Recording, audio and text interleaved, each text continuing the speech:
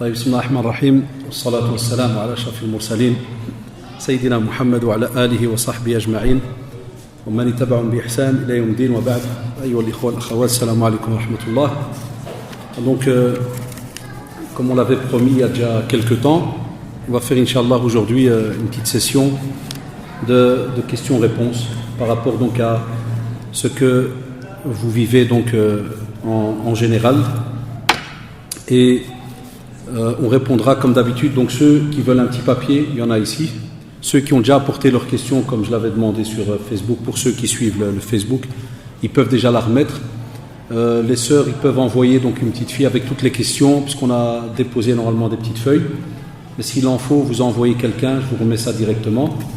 D'accord, Shabab. Comme d'habitude, je réponds d'après ce que je connais. Ce que je ne connais pas, donc comme vous le savez, si je ne réponds pas, c'est que je ne sais pas.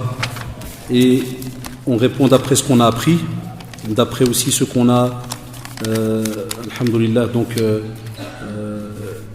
mis en pratique ici pendant une dizaine d'années, donc dans le comité de fatwa qu'il y avait au centre islamique et dans lequel j'étais, avec nos machaïkh et nos prédicateurs, hafidahumullah, ainsi que le directeur du centre. Enfin voilà, donc comme ça, ceux qui nous entendront plus tard comprendront donc la démarche. Enfin, quelqu'un m'a remis une enveloppe avec 50 € et préparation du repas en faveur des démunis. Donc je la remettrai à donc l'association que j'avais mis sur mon Facebook et qui préparait des repas. Ça va? Donc comme ça, vous le savez, pour le frère ou la sœur qui ont déposé cela, donc je la remettrai à, Inch'Allah, l'association. Sinon, il y a une première chose que je voulais donc lancer, c'est que hier j'ai lu sur Facebook donc une remarque qu'avait fait donc une sœur qui est psychologue dans le domaine de la psychologie, et qui avait dit donc, parce qu'elle a cité le centre islamique en disant que quelqu'un aurait appelé le centre en parlant d'un abus sexuel sur une fille de 9 ans, et que cette personne voulait un conseil, et que on lui aurait dit non, tu ne dois pas entre guillemets dénoncer un musulman, point barre. Bon, comme vous le savez, comme d'habitude, moi, le centre islamique, j'y tiens beaucoup, parce que beaucoup de gens peut-être le savent, d'autres pas, mais j'ai passé le tiers de ma vie ici au centre. La dizaine d'années que j'ai travaillé rien qu'à l'administration, et aussi 3 ans à l'école Ghazali où je venais comme bénévole pour aider. Donc le tiers quasi de ma vie, je l'ai passé au centre islamique. Et quand on a repris entre guillemets le centre début 2000 avec Cheikh Abdelaziz Yahya, hafidahullah, il y avait quasi à ce moment-là plus rien, plus d'activité, c'était quasi mort. Plus ou moins comme maintenant, on va dire, à peu près. Quasi côté activité jeune, plein de colloques, ceci, cela. Mais voilà, alhamdoulilah, dans la vie, il y a des hauts et des bas. Donc l'équipe qu'il y avait en ce temps-là, c'est normal que beaucoup d'entre nous sommes partis pour différentes raisons, on a démissionné, partis et autres. Et donc il y a une nouvelle équipe qui vient. Et voilà, il peut y avoir de l'expérience comme il peut ne pas y avoir d'expérience. Parce que dans la da'wa, il est très difficile ces derniers temps de trouver des prédicateurs qui connaissent l'arabe et le français et qui ont de l'expérience. Parce que répondre à une question, c'est pas tout simplement parce que tu as été faire 1 an ou 2 d'études ou la kada, là c'est très très difficile. Il faut aussi des fois voir le contexte un petit peu dans lequel on vit pour pouvoir se retrouver vraiment dans la question et se dire tiens, ça, ici en Belgique, il y a telle et telle situation, et ainsi de suite. Et là, donc n'hésitez pas, si vous avez des questions, les sœurs, vous les envoyez, Inch'Allah. Et donc, il peut arriver pour le très très très peu de personnes maintenant qui travaillent à l'administration, qui s'occupent des questions, il peut arriver que voilà, une personne a donné peut-être son avis, mais comme on dit toujours, il faut s'assurer de l'histoire, hein. C'est parce que voilà, hier comme c'est sorti, alors certains ils viennent avec leurs commentaires, kada, et blablabla. Et comme vous savez, il y en a beaucoup qui demanderaient pas mieux que ce centre y ferme. Je ne parle pas de la personne qui a fait le poste, elle, loin de là. Je la connais, Mskina, et qu'Allah la protège, et c'est pas son style, celle qui a soulevé la question. Mais il y a d'autres personnes qui ne demandent pas mieux qu'on entende une histoire et puis se dire le centre a dit ou kada. Là, ce centre a fait beaucoup de travail pour la communauté, même si de l'extérieur, des fois on ne le remarque pas. Mais de l'intérieur, Wallah, vous n'imaginez pas combien de travail dans le domaine social, et d'efforts, d'aider des couples à revenir ensemble, et combien, des centaines et des centaines et des centaines de médiations. On a fait chaque année entre 400 et 500 reconversions à l'islam. Il y a beaucoup d'activités, ZED, l'école arabe, l'école d'initiation à l'islam, l'institut supérieur en français, l'institut supérieur en arabe. C'est toutes des activités que des fois on ne remarque pas quand on vient comme ça juste en semaine ou un samedi pour un dars. On croit qu'il y a beaucoup de choses. Donc il ne faudrait pas qu'une question... La réponse, si c'est vrai que la personne aurait répondu de cette manière-là, c'est grave. Les choses, il faut les dire clairement, comme elles sont. On ne dit pas à quelqu'un, il faut star ce musulman au salam alaikum. Là, c'est grave, un abus sexuel, toucher un enfant de cette manière, c'est une mosiba, c'est un acte criminel. C'est dans un pays, même dans un pays musulman, on lui aurait fait comprendre que cet acte il est catastrophique. Donc, au contraire, ya shabab, ça a été ma réponse tout le temps, pendant la dizaine d'années où je répondais au téléphone, quand il y a des abus billah, dans ce domaine-là, c'est directement prévenir la police, les services sociaux. Après, il y a une enquête. Même si ça ne plaît pas à certains, mais le jour où ça sera ta fille ou ton fils, à ce moment-là, tu verras. Il se peut que tu vas même aller tuer. Billah. C'est juste ou pas? Là, nous, on n'est pas dans cette démarche-là. Nous, comme on n'est pas spécialiste, on n'est pas sûr de ce qu'il y a, mais il y a un enfant qui se plaint et qui dit que voilà, on l'a touché, directement, on est dans un état de droit, tu vas et tu contactes. Parce que sinon, c'est non-assistance. Il y a des lois. Et voilà pourquoi certains de nos jeunes, Allah yahdihum, ils nous en veulent, ils se fâchent sur nous, ils nous disent vous êtes des khawaf, des cadavres. Il n'y a pas, wallah, j'assume. S'il n'y a pas un khawaf, tu peux mettre moi ici, comme on dit, il y a la couronne des khawaf, il n'y a pas de souci de ce côté-là, des peureux. Mais qu'il y a des lois. Il y a une loi en Belgique très connue qui dit non-assistance à personne en danger. C'est-à-dire, on vient chez toi, dans la famille, on te dit que tel enfant, il y a un grand qui le touche, qui lui fait des sales choses. Et que toi, tu dis non, mais c'est notre cousin, c'est notre oncle, c'est notre père, c'est chouma, c'est ceci, c'est cela. Des fois, ça peut être une femme. J'ai déjà eu le cas où c'est des femmes qui le font. Très peu, d'après ce que j'ai eu comme situation au bureau. Mais en Belgique, si jamais le lendemain ou un jour ça sort, ou bien l'enfant, il se suicide, tellement on vient l'embêter, puis un jour il se suicide. Il y a une enquête qui se met en marche, et on dit un tel était au courant. Par exemple, son frère était au courant, ou sa grande sœur, ou la tante, ou l'oncle. Ici en Belgique, tu es condamné. C'est non-assistance à personne en danger. Ça, c'est vraiment la règle la plus simple avec laquelle on commence. Après, on va plus loin. Si jamais tu as poussé à ce que la personne ne parle pas, si tu as fait ceci, tu as fait cela, et ça peut alors s'aggraver au fur et à mesure. Mais quoi qu'il arrive, c'est pas des choses où on ferme les yeux, on fait comme si de rien n'était, car c'est une monseba. C'est catastrophique. Enfin voilà, donc je voulais absolument que ce soit enregistré. Pour ma part, que ce soit moi ou Cheikh Mustafa et les autres collègues Hafidahullah quand on travaillait. Donc ici, c'était des questions où on n'avait pas trois réponses. On était très très strict là-dedans. Ça, pédophilie, on entendait. Et on mettait alors la responsabilité sur la famille, parce que c'était au téléphone. On dit, vous allez, donc directement un service social qui va prendre en charge tout le système juridique, vraiment la loi au sens propre du terme. Il n'y a personne, qui puisse un jour dire, ouais, mais vous n'avez rien dit. D'accord, Allah alaikum, ça c'est important. Et qu'Allah nous préserve de ces masaïb, de ces épreuves, car c'est vraiment très très très très grave. Aussi, Allah alaikum, une personne donc nous dit, est-il permis de mentir pour éviter le mauvais œil? On a, dans notre communauté, on a un gros souci avec le mauvais œil, ce qu'on appelle al-ayn. Al-ayn, on le sait dans la sunna, al-ayn haqq. Et les hadiths sont authentiques. Et aucun musulman digne de ce nom ne renie ce qu'on appelle donc al-ayn. C'est quelque chose de connu. Lakin Allah alaikum, ce qui est beau dans notre religion, parce que c'est une charia, il y a des règles. Ce n'est pas quelque chose qui a fait Allah alaikum. Ce n'est pas une communauté qui vit sans qu'elle ait de règles ou quoi que ce soit. Allah subhanahu wa ta'ala nous a envoyé un prophète qui est Muhammad sallallahu alayhi wa sallam et nous a laissé donc toute une législation. C'est une législation divine. Et donc, lorsqu'Allah subhanahu wa ta'ala a parlé de l'ayn, le mauvais œil et autres, à côté de cela, il nous a laissé ce qu'on appelle tout un mode d'emploi. Un exemple, on achète un nouvel habit, voiture, ceci, cela, on a des doigts, aller dans la citadelle du musulman. On a des invocations. On met notre confiance entre les mains d'Allah subhanahu wa ta'ala. Mais on ne commence pas à devenir paranoïaque. On a aussi dans la sunna, quand tu veux lancer un projet On a aussi des traditions authentiques qui t'apprennent que tu peux faire les choses dans le secret. Tu n'es pas obligé de venir en parler tout le temps à tout le monde directement. Et spécialement les projets. Pour qu'Allah subhanahu wa ta'ala fasse que tu es bien présent, parce que tu auras toujours des fois des haineux, des gens qui vont te bloquer, mais avec des faux renseignements. Il va dire non, ce projet ne sert à rien, c'est une perte. Et on a déjà eu le cas des jeunes qui me disent, j'ai eu un ami, il m'a dit ouais, ça ne sert à rien d'ouvrir ce commerce, ça ne va pas marcher. Il me dit, j'ai dit c'est tout, je ne vais pas l'ouvrir. Le lendemain, c'est lui qui l'a ouvert. Combien on n'a pas entendu ça?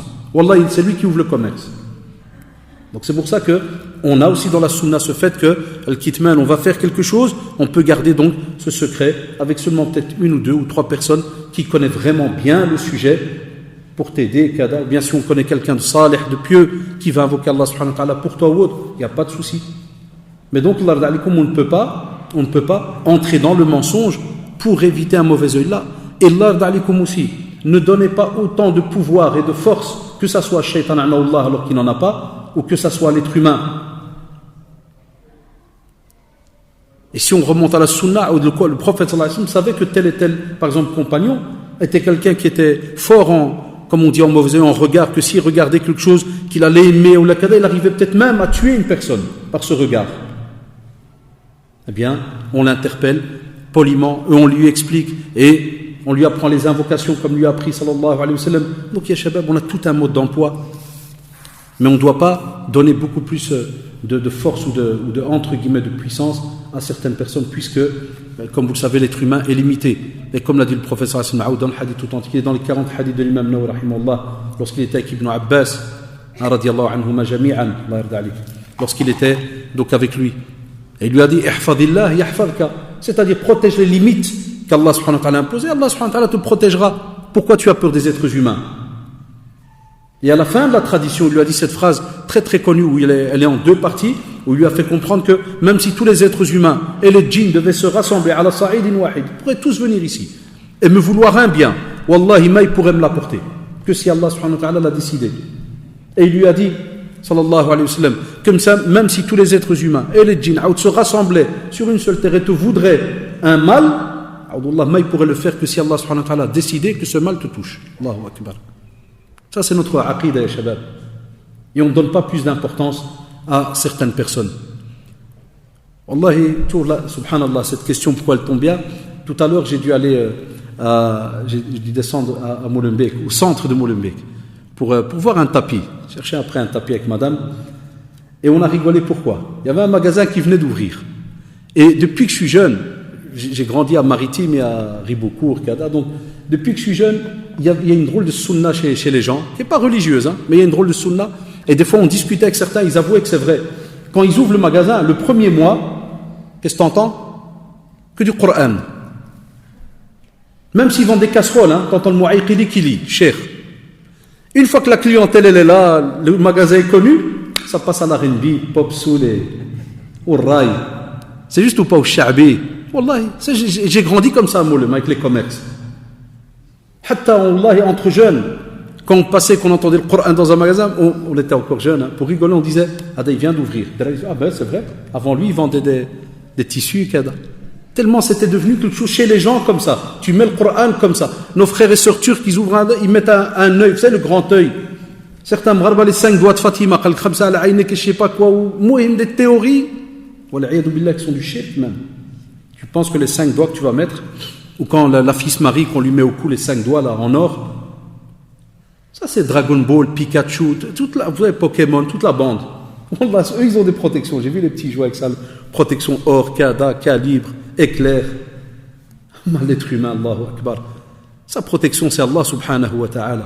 Iyaka na'budu wa iyaka nasta'in.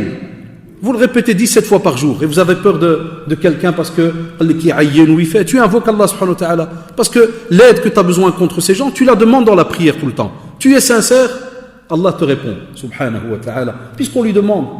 Et encore, c'est une drôle de demande parce que c'est une demande avec affirmation. Iyyaka na'budu wa iyyaka nasta'in, elle sous-entend qu'Allah, c'est seul toi que nous adorons. Mais c'est de seul toi qu'on a besoin de l'aide et ça sous-entend qu'on te demande de l'aide justement quand on a un problème.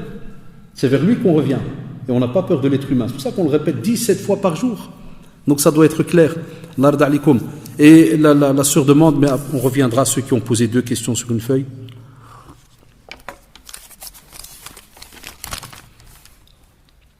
Ma sœur est fiancée avec un reconverti. Ils habitent à l'étranger, projettent le mariage en 2017.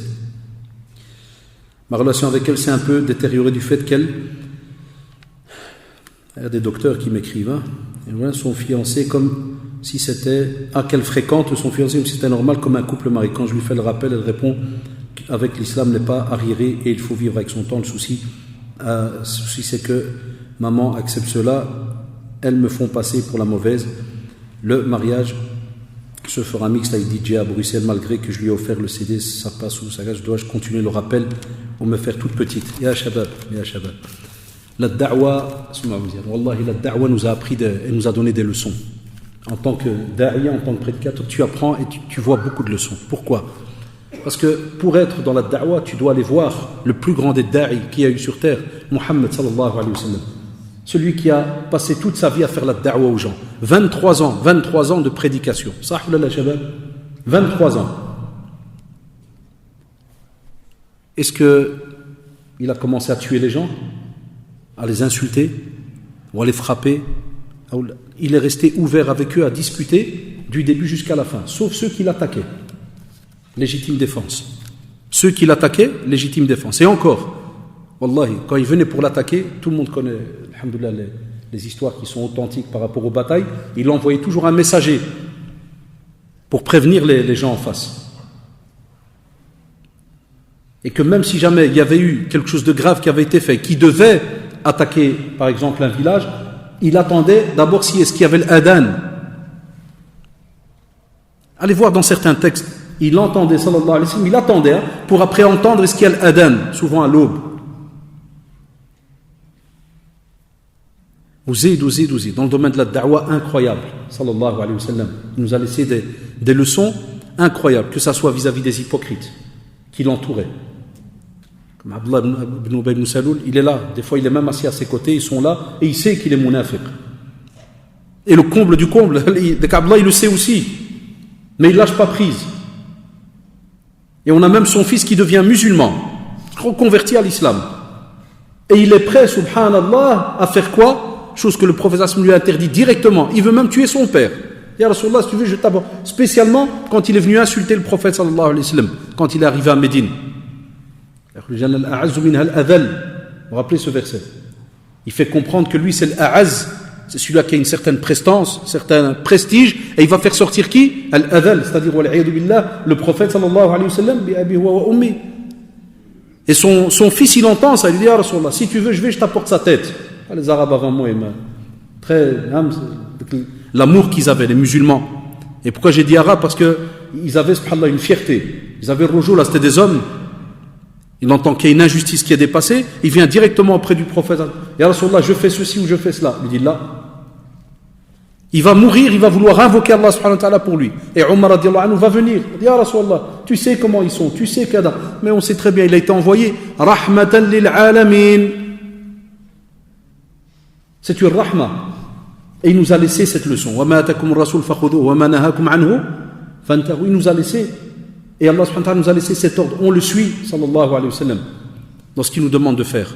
Et ce qu'on ne peut pas faire, ce qu'il nous demande de s'abstenir, on ne le fait pas. Donc, chère sœur, tu as fait la da'wa, tu as parlé au cher frère, à la sœur, donc ici, même ça aurait été le frère. Tu as parlé à ta famille.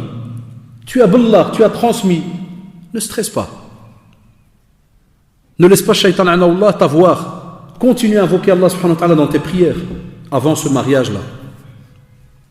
Ta sœur, elle reste ta sœur, Inch'Allah.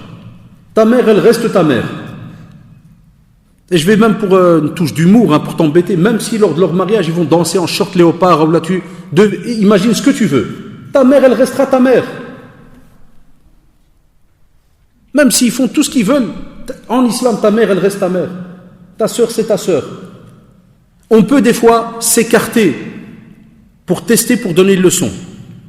Des fois même dans l'innovation, comme l'avait écrit Cheikh Bakr Abou Zayd, rahimallah, il y a des épîtres là-dessus, mais encore c'est très technique, il faut bien comprendre le sujet. Quand quelqu'un est dans une vraie, il faut d'abord sûr, comme nos jeunes aujourd'hui mettent l'innovation à tout bout de champ. Là que tu es sûr qu'il est dans une innovation, dans un acte qui est blâmable, qui n'a pas une vraie divergence connue chez les savants. Et à ce moment-là, des fois on dit, qu'en t'écartant de la personne, ça peut lui donner une leçon, ça peut le faire réfléchir. Et il peut après te rappeler, dire voilà, viens, moi j'ai grandi avec toi, pourquoi tu ne me parles plus, qu'est-ce qui se passe? Tu dis, comment tu veux que je t'aide? Et toi tu combats Allah subhanahu wa ta'ala et son prophète. Pas, ils ont regardé. Je vous ai expliqué des dizaines de fois l'histoire qui est très connue d'Abu Huraira radiyallahu anhu avec sa mère. Même comme ça, il patiente avec elle. Un point où il va raconter au prophète sallallahu alayhi wa sallam qu'elle a dit des mots très très durs contre le prophète sallallahu alayhi wa sallam. Qu'est-ce qu'elle a fait? Qu'est-ce qu'il a fait sallallahu alayhi wa sallam? Est-ce qu'il a insulté la mère d'Abu Huraira? Est-ce qu'il a invoqué Allah contre elle en disant Ya Allah, détruis la mère d'Abu Huraira, montre tes signes sur la mère d'Abu Huraira? La hasha lillah. Il a invoqué pour qu'elle soit guidée. Al-Hidayah. Et vous connaissez la suite de l'histoire. Il revient, radiyallahu anhu, à la maison et il trouve sa mère. Donc elle se lavait, elle a retenu la porte, elle s'habille. Après, elle ouvre la porte et qu'est-ce qu'elle dit à Abu Huraira? Ashhadu an la ilaha illallah wa ashhadu anna Muhammadan rasulullah. Ça c'est le prophète sallallahu alayhi wa sallam. Mais c'est beau l'histoire, c'est juste à nous de la mettre en pratique maintenant. Parce que cette histoire, elle nous laisse des leçons.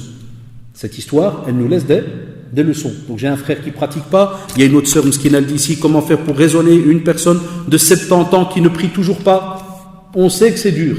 Ça peut être mon père, ton frère en islam ou autre, une sœur, ta mère, tout ce que tu veux. On continue la da'wa. Innaka la tahdi man ahbabt, walakin Allah yahdi man yasha. On doit étudier certains petits arguments pour que le moral y remonte et pour qu'on ait une nouvelle force pour aller parler à nos frères et sœurs. Sinon, Shaitan, Allah, il va venir parce qu'il veut perdre l'autre. Il veut le perdre complètement. Il veut que sa vie, elle soit perdue. Et il veut que toi, tu sois aussi perdu pour que tu ne continues plus à lui faire la da'wa. Ça, c'est le rôle de Satan, Allah. Et c'est pour ça, chère sœur, qu'il va te faire dire la fameuse petite phrase à la fin. C'est pour ça que c'est bien que tu l'as posée comme question en disant, dois-je continuer le rappel ou me faire toute petite? Satan, vous savez ce qu'il aime? Qui peut me dire? C'est simple. Quelle partie de la phrase? Voilà, de faire toute petite. Il raffole de cela, qu'il n'y ait plus de da'wa. Au contraire, fais-leur la da'wa de temps en temps. Et j'ai déjà expliqué dans les doros, tu vas avec eux au fur et à mesure. Une fois, tu donnes un petit CD. Une fois, c'est bien, tu l'as donné, il n'y a pas de souci. Un jour, tu peux venir avec un sourire. Ma soeur, tiens, qu'est-ce que tu as retenu de la conférence? Il y a quelque chose qui t'a peut-être pas plu, qui te dit rien. Même si elle te dit, toi et ta conférence, tu vas au parc. Pas de souci, va au parc. C'est un bien pour toi, fais un tour. Vous m'avez compris, genre, laisse, il n'y a pas de souci. Qul qu'Allah te récompense, je te remercie. Il n'y a pas de souci de ce côté-là. D'accord, Allah radalikum. Donc c'est important, s'il vous plaît. Désolé, je reconnais beaucoup d'écritures qui sont les mêmes. Et donc il y en a qui profitent d'envoyer 3-4 questions. Il y a même, dès que je reconnais. Aussi une sœur, je n'ai pas bien compris, ou un frère.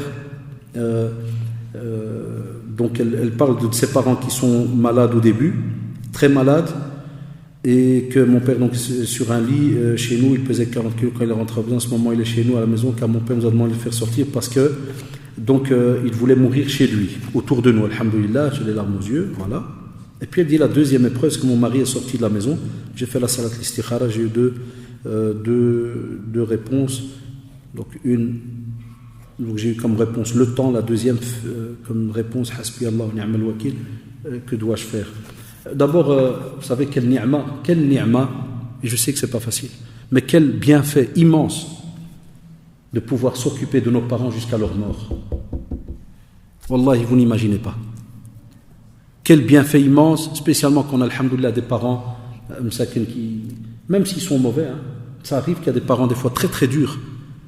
Mais même comme ça, Wallah, c'est une ni'ma pour nous. Je sais que quelqu'un qui serait peut-être pas musulman, il nous regarde, vous êtes des fous, des parano, vous aimez le recevoir des coups, là, qu'est-ce qui se passe, ou des mazos, là. Non. وَقَضَى رَبُّكَ أَلَّا تَعْبُدُوا إِلَّا إِيَّهُ وَبِالْوَالِدَيْنِ إِحْسَانًا. Il n'a pas dit وَبِالْوَالِدَيْنِ الَّذِينَ هُمْ كَذَا, qui sont bien, qui sont. Là. وَبِالْوَالِدَيْنِ, qu'ils soient kuffar ou bien qu'ils soient musulmans. Il n'y a pas de différence. Musulmans ou non musulmans. Ça, la shabab. Donc, si Allah subhanahu wa ta'ala t'a donné cette ni'ma de pouvoir patienter avec eux, si Allah subhanahu wa ta'ala t'a donné ce bienfait que, mashallah, ton mari a compris qu'est-ce que les beaux-parents, ça c'est rare aujourd'hui, qu'un mari comprenne que les beaux-parents ce sont comme ses parents. C'est-à-dire, moi, si demain je dois m'occuper de ma belle-mère ou de mon beau-père, wallah, ala rasul ayn. Ala rasul ayn. Si jamais un jour ils entendent que je veux faire le contraire, wallah, et qu'ils s'arrangent à aller trouver un juge musulman pour me faire divorcer alors de leur fille. C'est une monséba de rejeter les beaux-parents. Mais on comprendra cela le jour où on perdra un de nos parents. Après, par exemple, moi qui vous parle, quand j'avais mon père et ma mère, et qu'on écoutait des doros sur les parents, on est habitué, c'est la routine, ils sont là. Mais quand j'ai perdu ma mère à 16 ans, maintenant j'en ai 47, même si ça fait plus de 30 ans, Wallah, il a dit la ilaha illa hu, t'aurais dit que c'était hier. Ceux qui ont perdu des parents, ils savent de quoi je parle. Wallah, il t'aurait dit que c'est hier. T'as envie de lui embrasser les mains, les pieds, t'as envie de... Il n'y a pas. Il n'y a pas moyen. Et toi, ils sont arrivés à un âge, voilà, ils sont quasi mourants, d'après, parce qu'elle a donné des détails, je n'ai pas voulu vous lire, par rapport à ce qu'il nous père et tout ce qu'il a comme maladie et tout, et même comme ça, Allah subhanahu wa ta'ala, qu'Allah le guérisse. Qu'Allah le guérisse. Qu'Allah le soulage et l'apaise. Même la maman, elle dit, elle est malade aussi. Il y a des fois des maladies lourdes, Parkinson, Alzheimer, c'est lourd.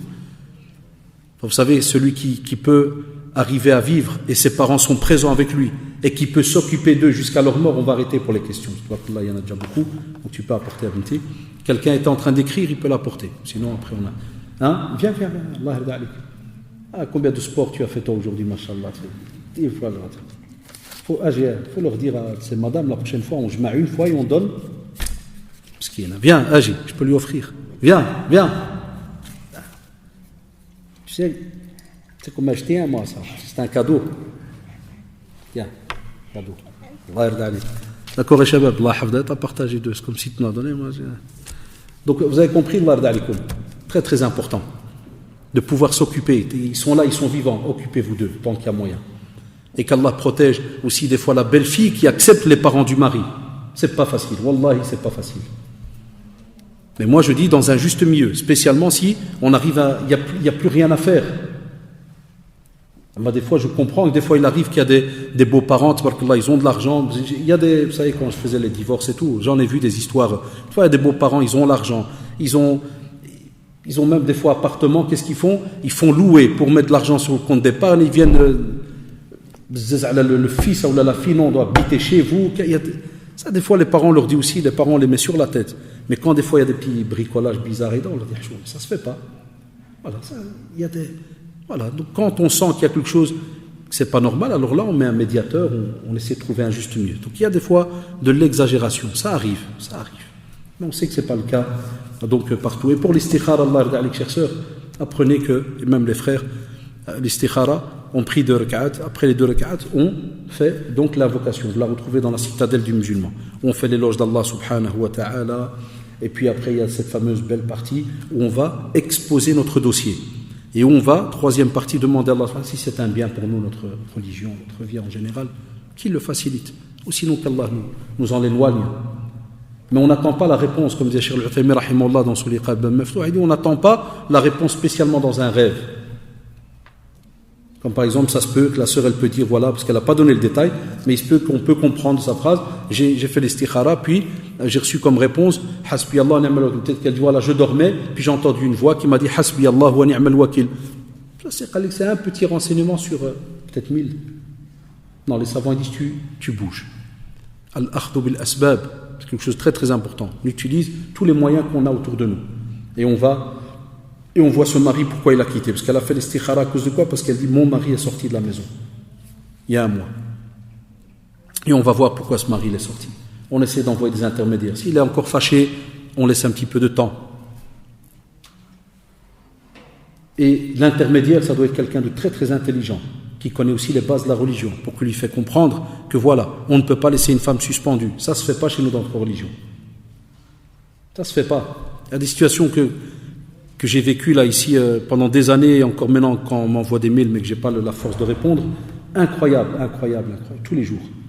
Des hommes qui profitent de leur position de mari, qui laissent des femmes suspendues. Encore hier à la mosquée Al-Amal, je vais pour donner de dars, je vois une mère devant la porte qui attend, une sœur, dit s'il vous plaît, je ne peux pas répondre parce qu'on doit écouter les deux.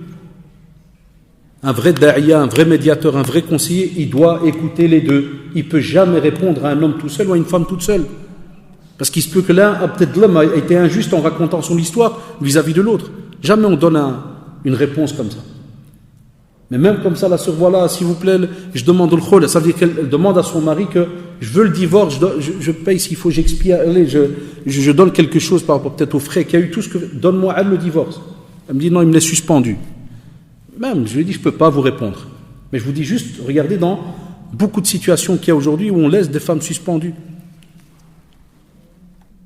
Même si elle va au tribunal, que le juge il dit voilà, elle est divorcée, elle, mari, n'a rien à cirer, il va ni au tribunal, viens même à ce tribunal, tu ne veux pas voir les imams, va au moins au tribunal, écoute, parle, rien. Et il croit que c'est un homme. Et il croit que c'est un homme. Hein. Quand tu le rencontres, il te fait à ce moment le rage. Tu n'es pas un homme, wallahi. Un vrai homme, c'est quelqu'un qui sait mettre des limites. Wallahi. Dans quoi? Dans le domaine religieux. Il met des limites. Il dit non, là, Allahu Akbar. Là, je vais être injuste. On a des règles dans le Coran. Là, je suis en train de dépasser des limites imposées par Allah subhanahu wa ta'ala. Je ne peux pas. Et si tu crois que c'est elle qui est en tort, ben, alhamdoulilah, viens alors avec des médiateurs. Comme a dit Allah subhanahu wa ta'ala, hakaman min ahlihi wa hakaman min ahliha. Apporte même un juge, un arbitre de sa famille, de ta famille. On essaie de confronter, de voir. Et si votre vrai but, comme le dit Allah subhanahu wa ta'ala, si vraiment ils veulent l'islah, Allah subhanahu wa ta'ala il fait en sorte que la situation se facilite entre eux. Et voilà pourquoi il y a des pères, je vous disais tout à l'heure un frère Zawla qui se discutait, voilà pourquoi il y a des frères, des parents qui presque deviennent parano pour le mariage. Il te dit non, tu viens pour demander en mariage, il dit là. Et rien à voir ta tête ou tout ce que tu veux là, il est dans la peur, parce qu'il a entendu, parce qu'une de ses filles a déjà subi certaines choses. Parce que, pourquoi je cite les hommes? Parce que le talaq chez nous dans le shara, dans notre religion, il est dans la bouche de qui? Du mari. Et voilà pourquoi certains en profitent. Mais comme disent les ulama, hafidahumullah et rahimahumullah jami'an, le talaq c'est pas un tashrif, c'est un taklif. C'est pas une fierté, c'est une responsabilité. De dire à quelqu'un, je te divorce, son épouse, c'est une lourde responsabilité auprès d'Allah subhanahu wa ta'ala. Parce que ce pacte, tu vas le rompre, tu devras répondre auprès d'Allah subhanahu wa ta'ala du pourquoi et du comment. Il ne peut pas y avoir d'injustice. Car tu as contracté dans le halal, tu dois quitter aussi dans le halal. Pas quitter Allah dans le dolm, dans le roche, mensonge, arnaque, comme le font certains, de faux témoignages, ou des sœurs qui vont chez des médecins qui demandent des papiers, soi-disant pour coups et blessures, alors qu'elle est tombée, je ne sais pas comment, là, moi, va voir. Et j'en ai eu des cas et des cas et des cas. Voilà pourquoi est-ce qu'on arrive à... D'accord, chères sœurs, donc donner du temps par rapport donc, à cela. La question qui vient très souvent par rapport à la gélatine. Les savants, ils ont deux grands avis. Et les talabas parmi vous qui savent aller, sont capables d'aller chercher dans les ouvrages, ils verront. Il y a deux grands avis. Tu as un avis chez beaucoup de savants qui automatiquement disent non. Parce que la gélatine, c'est une matière que l'on prend donc des fois même de l'ossement, des ossements d'animaux, ce qu'il y a à l'intérieur de l'os, il y a différents, c'est très scientifique, ils prennent cela, et des fois il arrive qu'ils prennent cela d'animaux qui ne sont pas égorgés, de manière licite. Et après, qu'est-ce qu'il y a? Pourquoi est-ce qu'on parle de gélatine? Je te dis parce qu'il y a après toute une transformation du produit de base. Al-Ihal a dit toute cette transformation du produit de base. Certains savants disent, même s'il y a transformation, le produit a commencé par quelque chose qui est illicite. Et on connaît la règle, quand ça part de quelque chose d'illicite, ça reste à la fin illicite. Et ils ne veulent pas en discuter. Ça, c'est des fatawas que vous retrouvez chez aussi des grands machers. Et tu as d'autres savants, ils reprennent alors ce que j'ai dit à la fin, et ils disent, comme il y a une transformation du produit de base, ça veut dire que tu prends ton petit bonbon là, et tu vas chez un chimiste, et il va chercher dedans, vraiment dans les plus petites des molécules, il ne va jamais retrouver ni le veau, ni le porc, ni quoi que ce soit. Rien. Il ne va rien retrouver, il va dire ce produit n'a plus rien à voir avec la base. Et c'est pour ça alors qu'ils l'ont rendu licite. Et d'autres dans des sous-commentaires ont dit oui, on peut en parler quand c'est des animaux qui sont propres à la consommation, qu'on peut nous consommer. Mais que quand c'est le khinzir, quand c'est par exemple quelque chose qui est à la base muharram, il te dit transformation ou pas, d'office on ne s'approche pas de cet animal-là. On ne prend rien de lui. Certains ont fait des analogies en disant oui, mais on peut prendre par exemple de sa peau, la preuve, regardez les vestes en cuir. Tu as des machères qui te disent veste en cuir, croûte de porc. Il y en a qui disent non, abadan. Et tu en as d'autres qui ont fait des analogies. Et puis voilà, on a des textes qui nous expliquent qu'on peut, si jamais on tanne la peau, ceci, cela, elle est transformée, on a donc le droit de porter cette veste-là. C'est un sujet où il y a beaucoup de, entre guillemets, de sous-petites divergences. Enfin voilà, à ce moment-là, il y a un respect. Celui qui a un avis et qui veut le suivre, on avait dit plus de questions. En français, c'est très drôle. Plus de questions, c'est la dernière. C'est du français de... Voilà, si je sais répondre, je réponds. Si je ne sais pas, barakallahu fik. J'ai plus de limonade. Hein. D'accord, Shabab, mais qu'il n'y ait pas de dispute entre des frères et sœurs par rapport à cette question-là. Parce que c'est une question où il y a divergence. Les dons d'organes, je ne sais pas répondre. Allah ta'ala alam, même les grands machers, des fois, il y en a d'office, ils ne répondent pas. Il y en a d'autres qui essaient, mais ce n'est pas de mon niveau. Allahu alam, ça il faut voir d'autres personnes. Allahu alam.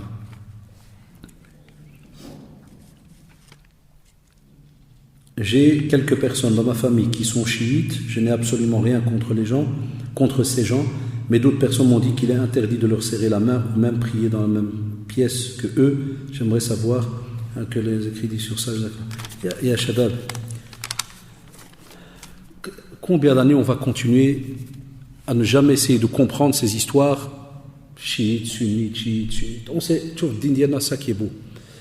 Les choses sont bien claires. Quelqu'un qui est sunnite, alhamdulillah, aime son prophète, sallallahu alayhi wa sallam. Un chiite, il aime son prophète. Je parle de la base, hein, parce que même dans les chiites, il y a des branches qui ont été très très loin, qui ont même renié le prophète, mais qui ont estimé que c'est Ali radiallahu anhu qui devait recevoir la révélation et que l'ange s'est trompé, il est arrivé chez Mohammed sallallahu alayhi wa sallam. Mais ça, c'est des branches vraiment très lointaines. Ceux qui étudient parmi vous, ils sont au courant de cela. Mais on prend les chiites de base. Voilà, ils aiment le prophète sallallahu alayhi wa sallam. Après vient ce qu'on appelle le deuxième palier, les compagnons du prophète sallallahu alayhi wa sallam. C'est là que les différences commencent. Et encore, même dans ces différences-là, on peut aller par exemple chez les chiites qui sont les Zaydiyya, hein, les Zaydites, ils n'insultent pas les compagnons du prophète sallallahu alayhi wa sallam.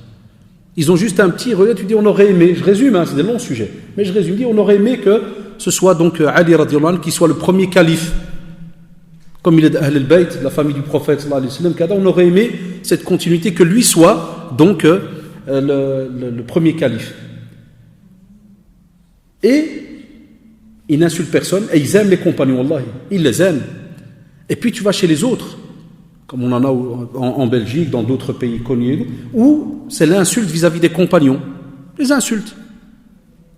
J'ai eu beaucoup de discussions quand j'étais encore jeune, talib ilm, et on l'est encore maintenant, hein, quand j'étudiais Kada et à Moulembek, on en avait des discussions avec certains jeunes qui avaient notre âge et qui étaient dans le schisme, ils nous disaient. Il dit Abu Bakr c'est un mal'oun, Omar c'est un mal'oun, wal'iyadu billah, ils ont usurpé, ils ont volé le khalifa, et ils ont fait. Mais ce que j'ai toujours aimé de nos machers Jazaoum, là sur qui on étudiait, il y avait le respect. Et frère Sama, comme Jazakallah, pas de souci. C'est ta manière de voir. Parce qu'il n'y a pas moyen des fois de discuter. On ne sait pas discuter. Parce que si quelqu'un te dit même tes hadiths de Bukhari ou de ses mensongères, de quoi tu veux discuter? Tu ne peux pas discuter. Je n'étais pas avec le Bukhari, rahimahullah. Et je n'étais pas assis avec les compagnons. Quand tu me dis non, c'est comme ça, c'est dans nos textes. Même moi aussi, c'est dans mes textes. Mais ni on insultait, ni on frappait, ni rien du tout. Salam alaikum. Respect, au revoir. Après, chez les gens de la Sunna et chez les savants, c'est là que commencent, entre guillemets, certaines divergences. Et c'est pour ça qu'aujourd'hui encore, on a ce souci de savoir comment je vais fonctionner avec lui. C'est que certains mashayikh, par exemple, tu dis, quelqu'un qui insulte, qui maudit les compagnons, il devient kafir, il sort de l'islam. Parce qu'Allah subhanahu wa ta'ala, quand il dit radiyallahu anhum wa radu anhu, on parle des compagnons. Toi tu viens, tu me dis kafir. Savant te dit tu es le premier kafir.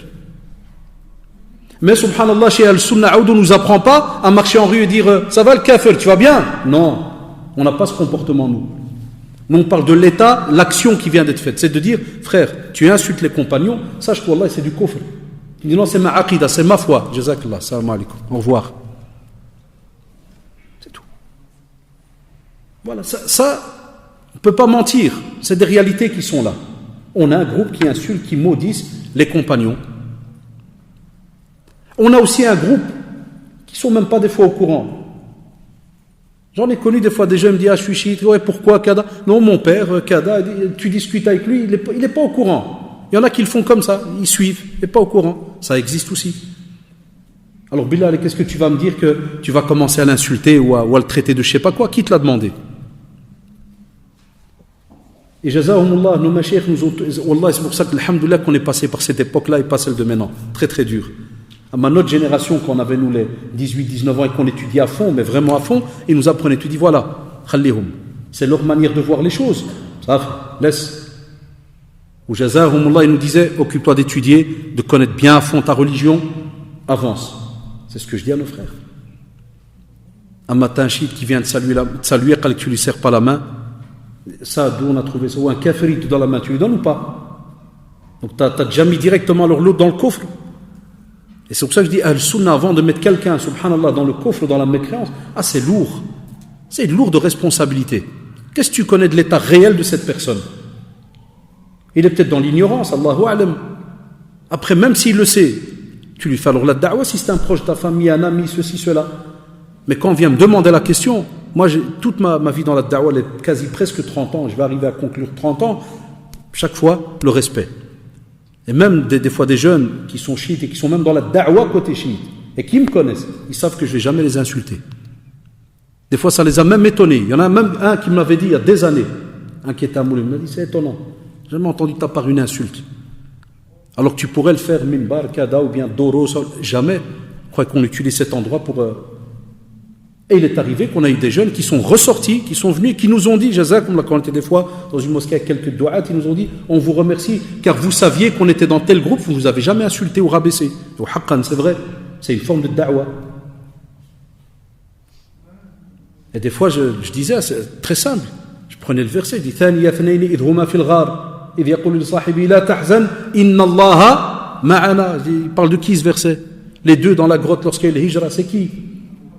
Abu Bakr radiallahu anhu. Donc le prophète il a toujours vécu avec des hypocrites toute sa vie, comme ça, à l'aise. Et ce verset, donc c'est tout, c'est du n'importe quoi. Ou bien tu as peut-être d'autres versets, toi tu as un autre Coran. Voilà, on discutait, on voyait qu'on pouvait comprendre bien l'autre qui dit, mais je n'étais pas au courant. Parce que la plupart, beaucoup de jeunes, ils ne savent même pas lire. Même certains de nos parents qui sont rentrés là-dedans, ils ne savent même pas lire. Ils ne sont même pas au courant des vraies règles et autres. On répète. Je dis, le prophète sallallahu alayhi wa sallam, vous insultez Aïcha radiallahu anha, il s'est marié avec elle ou pas? Il n'y a aucun au monde qui va te dire que, même s'il est chiite ou pas, qui va te dire que le prophète ne s'est jamais marié avec Aïcha. Ils sont tous unanimes qu'il s'est marié avec elle, radiallahu anha, notre mère à tous. C'est juste ou pas? Donc le prophète sallallahu alayhi wa sallam a montré sa nudité et il l'a envoyé par Allah subhanahu wa ta'ala, khayrul bashar ala wajh al-ard. Et il va se faire arnaquer par une jeune fille qui a vécu de manière hypocrite avec lui toute sa vie jusqu'à sa mort. C'est quoi? C'est un moment on dit, bon, ceux qui font le basket, oui, ça, temps mort. Stop. Voilà, c'est là que je garde le respect. Je dis au frère, tu sais quoi? Allah yasbikh. Allah yahdina jami'an. Je dis au revoir. Ça s'arrête là. D'autres, on entend, certains, non, tu ne manges pas avec lui à la table, tu ne fais pas avec lui là. Même si c'est ton père, ta soeur, ton frère, cousin, kada. Moi, j'en ai des proches, wallahi. J'en ai même des proches, côté de ma famille, pas ma famille à moi, côté de mes beaux-parents, que certains dans leur famille, par exemple, sont dans le schisme. Il y a un respect. Voilà, ni il m'insulte, ni je l'insulte, mais je sais qu'est-ce qu'il croit, qu'est-ce qu'il pense, il sait ce que moi je crois, ce que je pense. Salam alaikum. Et al-multaqa yawm al-qiyamah, c'est ça qui est... Je dis aux jeunes, arrêtez de stresser, Allah yarham babakoum. On vous a pas mis sur terre pour commencer à insulter les autres. Stressez pas. Il y a un jour qui va... Il y a un jour qu'Allah subhanahu wa ta'ala nous a mis, wallahi, nous a donné, qui est une bénédiction incroyable. C'est quoi? C'est le jour du jugement dernier. Tout ce que ta langue a dit, viens maintenant faire les comptes. C'est ce que je disais aux jeunes, je dis, tu insultes les compagnons, wallah, il n'y a pas de souci, frère. Allah ya'ounek, salam alaikum. Ah, comment? Frère, celui qui va te donner raison ou pas, tu sais c'est qui? Disais ce qui? C'est Allah subhanahu wa ta'ala. C'est juste? C'est Allah subhanahu wa ta'ala. Quand on sera devant Allah subhanahu wa ta'ala, je dis, purée, j'espère que les 120 000 compagnons là que tu as maudit, à part 3-4 qui sont bons pour toi, j'espère que tu auras des épaules, mon ami, pour répondre, pour leur mécréance à tous. Pendant que tu tapes des douroums. On a des jeunes, on se tape des douroums d'1 mètre, et puis on te parle de gens qui ont combattu avec le prophète quand il était seul, sallallahu alayhi wa sallam, qui ont donné leur vie, leur argent, tout. À 23 ans que le prophète il se fait arnaquer, sallallahu alayhi wa sallam, puisqu'Abu Bakr est mort après. Uthman est mort après le prophète sallallahu alayhi wa sallam. Ali est mort après le prophète sallallahu alayhi wa sallam. Omar est mort après le prophète. Tous les 4 califes sont morts après. Et on a même dans les descendants de Ali radiallahu anhu, dans ses petits-fils, arrière-petits-fils, wallahi, des petits-fils qui ont appelé leur enfant avec les noms de qui? D'Abu Bakr, Omar et autres. Wallahi. Ça, il faut connaître l'histoire. Et voilà pourquoi on se met en retrait et on nie, on insulte. Et on n'a pas besoin de ça en Belgique. Comme l'histoire qu'il y avait eu, vous vous rappelez, avec la mosquée chiite à Anderlecht, où d'après l'enquête, on n'était pas là, on ne peut pas savoir, mais que tu as même quelqu'un qui va mettre le feu À la mosquée, parce que c'est Shia, il y a eu l'imam là qui est mort. Parce que nous, dans la sunna, c'est comme ça que ça fonctionne. Le prophète Hassim, il savait où il y avait des hypocrites et des non-musulmans. Tout ce que tu veux qu'il a attaqué, est-ce qu'il a été brûlé leur maison? Là. On le savait à la Mecque, on le savait à Médine, où sont les mouchrikoun, ils sont là. Nadi, leur club, il est là. Il a été les brûler? Jamais de la vie. Mais il y a des gens que ça arrange qu'il y ait une fitna à l'intérieur ici à Bruxelles, entre les musulmans, pour qu'ils soient occupés qu'entre eux et qu'ils ne soient pas au courant de ce qui se passe autour d'eux. Pour qu'ils s'entruent entre eux. Hada Soufi, Hada Shi'i, Hada Kada, Hada Man Araf Shinni, Hada, et ils se tuent entre eux. Plus même ceux qui sont multazmin, qui ont l'apparence de l'iltizam, ils se tuent entre eux. Hada Salafi, Hada Sururi, c'est tous des termes que j'ai appris. Wallah, moi que je connaissais Sururi ou je sais pas quoi, je l'ai déjà répété 1 million de fois. Hada Man Araf Shinni, Hada Kada, Hada. Et on passe notre temps à s'occuper des autres. Comme ça, là. Il faut faire attention par rapport à cela, Wallahu ta'ala alam. Mais on a une aqidah, elle est claire et nette. On a un respect de nos compagnons que personne ne peut imaginer. C'est très très élevé. Ahabba man ahab wa kariha man karih. Wallahi. On a un amour de nos compagnons, c'est indiscutable. Et on a des règles par rapport à ceux qui insultent les compagnons, et ainsi de suite. C'est indiscutable. Alors reviens en arrière, c'est tout. Salam alaikum. Mais sans plus, Allah alaikum.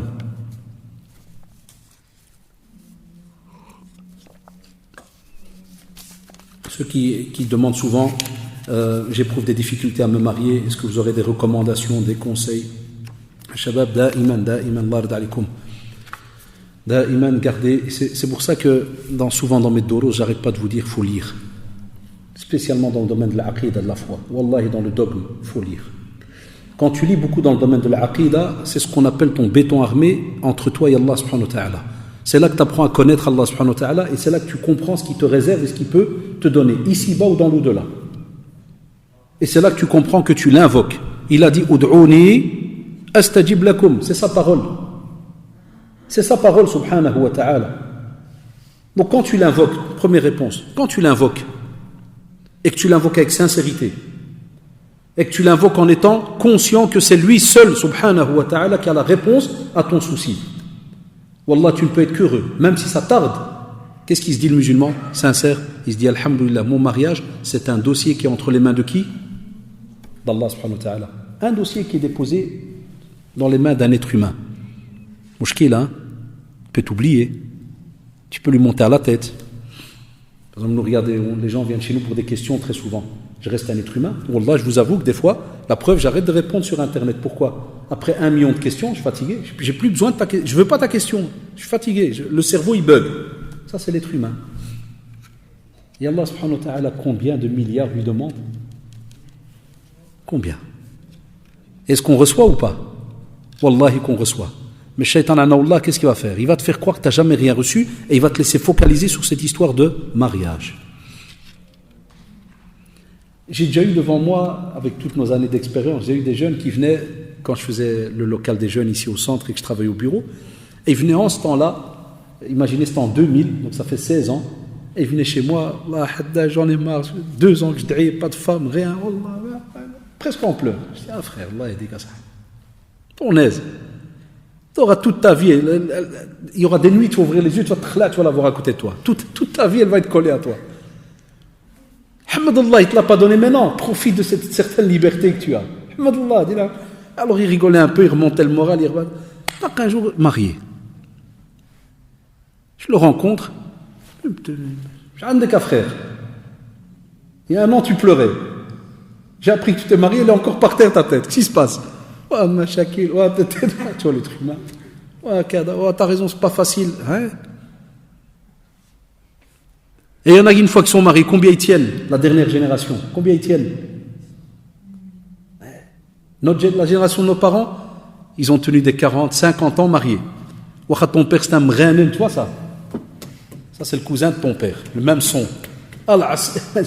Même si le hajja lui dit, Hamim, je suis de fraises, des fraises. Inch'Allah. Qu'il y a des gens qui meurent au Syrie. C'est de belles réponses. Des hajjats qui me le disaient ici, au Jumu'ah, ils ne lâchent rien. Elles sont restées jusqu'au bout. Et puis est venue une autre génération, ceux juste après de nos parents qui ont la septantaine, là, il y a nous, 70 ans, vous dites les Français, il y a nous maintenant qui approchent 50 ans. On est nés ici, c'est toute une génération, tabarakallah. On a gardé beaucoup d'eux. Pour ça, on est mariés, tu vois, 26 ans de mariage, ou là, je ne sais plus combien, plus ou moins.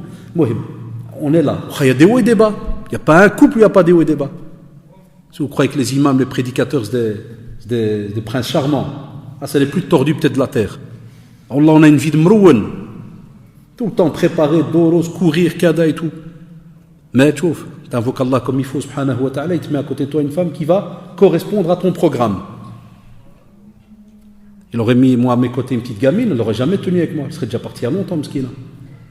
Ah ouais, une qui n'a pas de maturité, kada, Allah, tu sais pas, Allah subhanahu wa ta'ala, c'est lui qui décide. Tu peux estimer qu'elle est un peu gamine, hada il est gamin, et subhanallah, Allah subhanahu wa ta'ala, il les met ensemble, et 10 ans ils sont encore ensemble. Allahu akbar. Ça veut rien dire. Le quoi gamin, gamine, non. Il y a une sunna d'Allah sur terre. Des fois même on se dit comment ce couple y tient. Il y en a qu'on connaît dans la famille. Il y a des cousins qu'on connaît, des fous. Il dit, il est marié depuis 15 ans, comment il fait? Wesh, il la pique. Wesh, il la... Et tu la trouves la femme heureuse. C'est la vie à Shabab. Donc, invoque. Et après, on va voir qui tu es. Parce que c'est là que tu vas devoir tenir toute ta vie avec elle. Et les sœurs, elles traduisent au féminin tout ce que je viens de dire.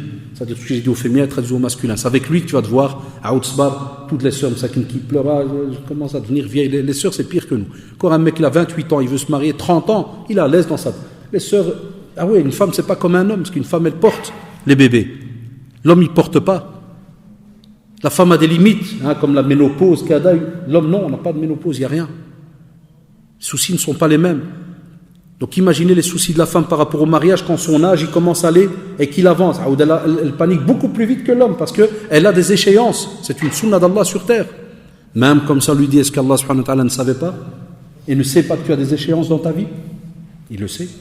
Alors fais-lui confiance. Voilà pourquoi tu dis Iyaka na'budu wa iyaka nasta'in. Allons voir tous les secrets de la sourate al-Fatiha qu'on répète là des fois sans vraiment la vivre. D'accord, et shabab? Et crains Allah subhanahu wa ta'ala dans ta vie. Mets-toi entre les mains d'Allah subhanahu wa ta'ala et au fur et à mesure, là on passe à la deuxième, fais parler ceux qui sont autour de toi, fais passer le message. Invoque aussi Allah subhanahu wa ta'ala pour la guidance pour certains de nos parents, qu'on entend très souvent, qui bloquent les mariages, encore aujourd'hui à l'heure où on parle, et des mariages arrangés, il y en a encore. Pas être gêné, c'est des vérités. Donc on doit faire attention. Pourquoi ? Voilà une question qui va vous étonner. Je suis marié depuis 13 ans et 3 enfants. 13 ans d'insultes, de rabaissement, de non-respect, d'insultes devant les enfants. Il demande même de faire le haram ou sinon il va aller voir ailleurs, où il ne parle pas. Après une grosse dispute, je lui ai dit que je voulais le quitter. Il l'a mal pris, il m'a demandé pardon, il reconnaît ses torts, mais je ne ressens plus rien pour lui. Et là, je patiente pour mes enfants. Est-ce que je dois patienter avec lui malgré le fait que je ne l'aime plus ? Je ne suis pas bien psychologiquement. Ça, c'est derrière. Voilà. Et je peux vous assurer, il se peut que si tu vas aller voir ce frère, c'est quelqu'un juste avant le mariage qui invoquait, qui voulait se marier absolument et qui était, je crois, un prince charmant avec cette fille. C'est pour ça qu'elle a dit oui. Je ne crois pas qu'il y ait une sœur, quand tu viens chez elle, qui la regarde, salam alaikum, tchouf, je vais te péter les dents. Wallah, tu commences à traîner avec moi, je vais m'occuper de toi. Ça va? Ta mère, tu lui dis, elle reste à 3 km. Ton père, 5 km. Tes copines, il n'y a pas. Est-ce qu'il y en a un qui est déjà venu de cette manière? Il faut lever la main. Allah, j'aurais aimé le rencontrer. Personne? Tout le monde beau gosse. Tout le monde qui devient Baudelaire. Qui parle. Il y en a même qui parlent, ils ne se reconnaissent pas. C'est moi qui a dit cette phrase. Masha'Allah. Ah ouais. Tu deviens jaloux même quand il se marie. Tu dis, je voudrais pour ma fille, il en faudrait 10. Il faudrait le cloner. Il ne peut pas, hein. Et alors après. Et ça, il y a beaucoup, comme vous pensez que beaucoup de nos jeunes, hommes et femmes, il y a des deux côtés, mais beaucoup, statistiquement, il faut le dire, quand tu travailles dans le domaine, beaucoup côté frère, une fois marié, plus de règles. Un musulman, jamais, moi, ceux qui me connaissent depuis que je suis jeune, je suis un ma'assab de service, wallah. Tu m'aurais connu au quartier avant, je suis un ma'assab, je m'attache aux arbres.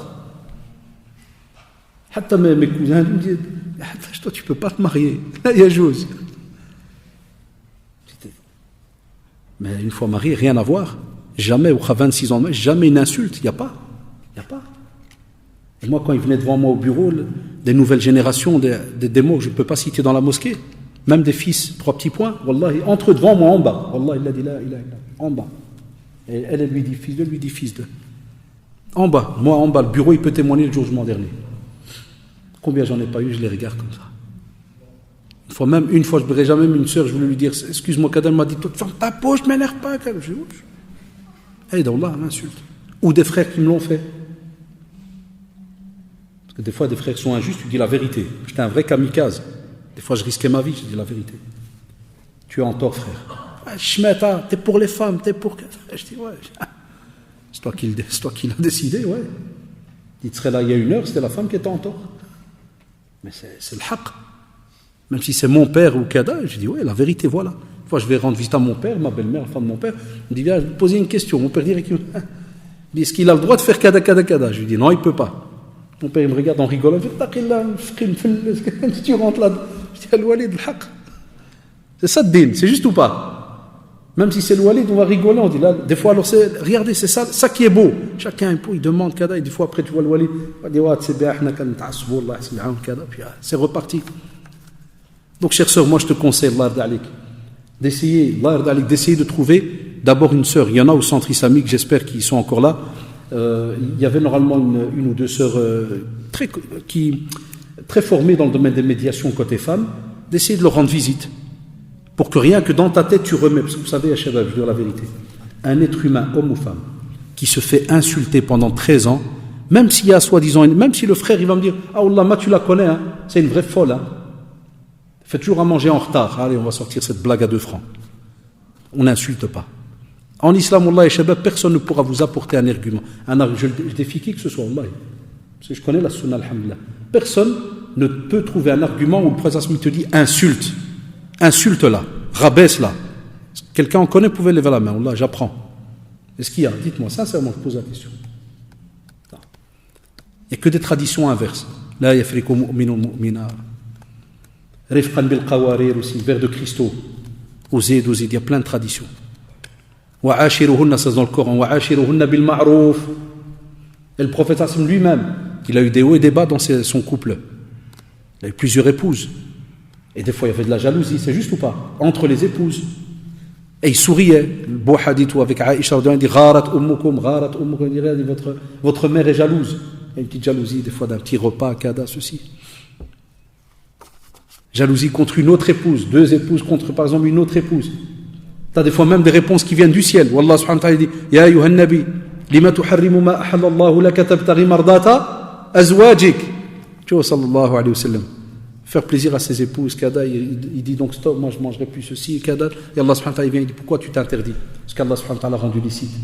Regarde quelle belle éducation, mashallah. C'est juste. Donc il faudrait voir une sœur pour que vous remettiez, chère sœur, vos idées en place. Parce que ça laisse des traces. Même vous en tant qu'homme, si tu avais quelqu'un de supérieur à toi, même on va dire ton père ou toi un grand frère, pendant 15, 20 ans il t'insulte, tu vas me dire que tu restes un frère de dingue avec lui. Ça laisse des traces. Et on a besoin de te parler parce que plus tard, il se peut que tu vas reproduire la même chose avec tes enfants. Rabaisser quelqu'un, ça laisse des dégâts. Ne le faites jamais, Allah yarda alikum. Que ça soit maintenant, sans être marié, que ça soit plus tard quand vous allez être marié. Faites jamais ça, ni à votre épouse, ni à votre époux. Et jamais, même pas à vos enfants. De peur qu'un jour ils reproduisent cela, ou que si vous deveniez vieux, c'est eux qui vont vous rabaisser, au billah. Ils vont être hypocrites avec vous parce que vous êtes fort, parce que vous avez un certain âge, mais le jour où vous serez vieux, grabataire, c'est eux alors qui vont vous rabaisser. Et deuxièmement, chère sœur, trouvez un médiateur pour discuter avec votre mari, pour lui dire la vérité. Il ne faut pas mentir, il ne faut pas faire semblant que vous êtes avec lui, et vous, dans la question, vous mettez « je l'aime pas », c'est comme pour dire « je ne veux plus rien avoir à faire avec lui ». On sait qu'il y a une vie intime, vous ne pouvez pas faire l'hypocrite avec lui. Vous n'êtes pas un objet, parce qu'il y a de l'intimité entre vous. Vous allez retourner dormir ensemble, il y a un tas de choses. Et les enfants, wallah, ils sentent ça, ils voient ça. On a toujours pris nos enfants pour des petits imbéciles qui ne connaissent rien du tout. Non, c'est un petit aouij. Non, c'est des petits. J'ai entendu des vertes et des pas mûres. C'est toujours aux gens, taqiyullah. L'enfant est un être humain et il capte des fois des choses que vous ne pouvez pas imaginer. Faites attention. Wallah est très très important.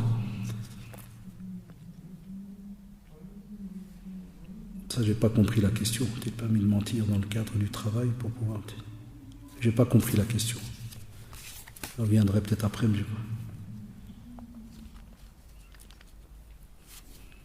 je sais pas. Le Shabab, écourter la prière. De nouveau, question à divergence. Parce que les savants, ils ont divergé sur on va dire la longévité, là, combien? Il y en a qui parlent jusqu'à 4 jours.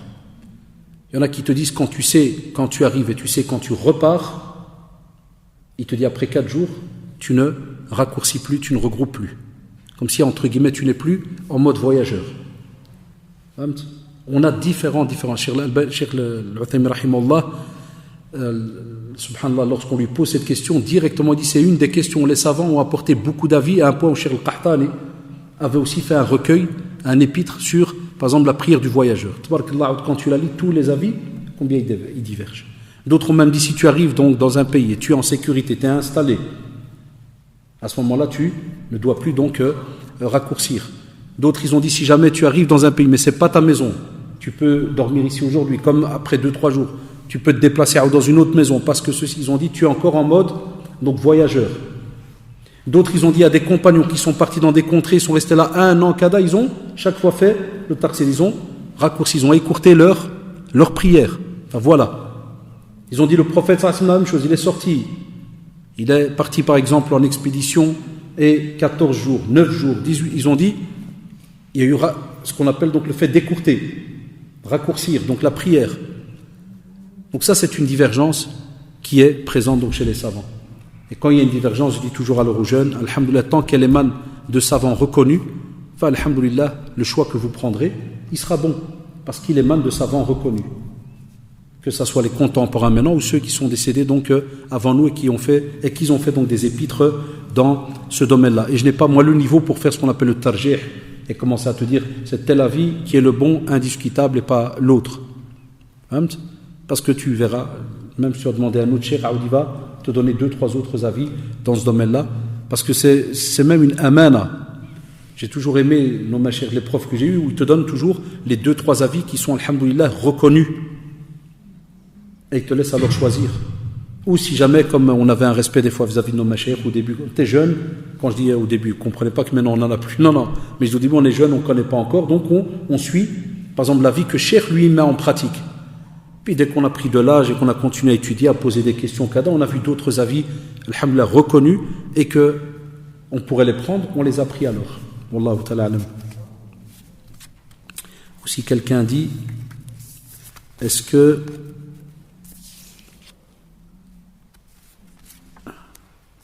voire plus des choses qui peuvent, comme l'a demandé le prophète sallallahu alayhi wa sallam, je m'épile le pubis et les aisselles, mais une amie m'a dit qu'il ne fallait pas s'épiler, mais plutôt raser. C'est parti là, car dans le hadith il est dit de lait, raser est une différence ou pas.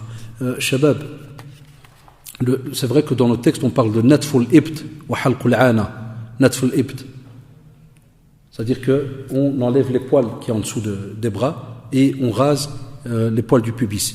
Mais chez les savants, quand vous allez dans la jurisprudence, vous verrez que subhanallah, les formes de divergence qu'il y a, c'est par rapport à savoir est-ce que c'est une obligation de le faire de telle manière, ou bien, comme ils ont dit, al-qasd, quel est le but derrière. Ils ont dit, beaucoup ont dit par exemple qu'on a le droit d'utiliser les outils qu'on a aujourd'hui, par exemple, pour retirer les poils. Et donc on peut les faire soit, par exemple, au rasoir, soit comme on peut le faire à la machine et qui va peut-être laisser un petit millimètre ou autre. Et ça c'est important de savoir ce détail-là. Pourquoi ? Parce que les autres savants disent si c'était quelque chose d'obligatoire, tout le monde devrait obligatoirement se les raser. Mais ils ont dit est-ce que tous les compagnons, j'ai mis une fois une remarque d'un cheval, est-ce que tous les compagnons avaient les moyens de raser ou le faisaient, ils avaient des outils pour pouvoir le faire tout le temps. Et là c'est des divergences que tu commences à lire, spécialement depuis le début d'année. Je donne cours de le fiqh à mes élèves à la mosquée Al-Amal et ils l'ont vu.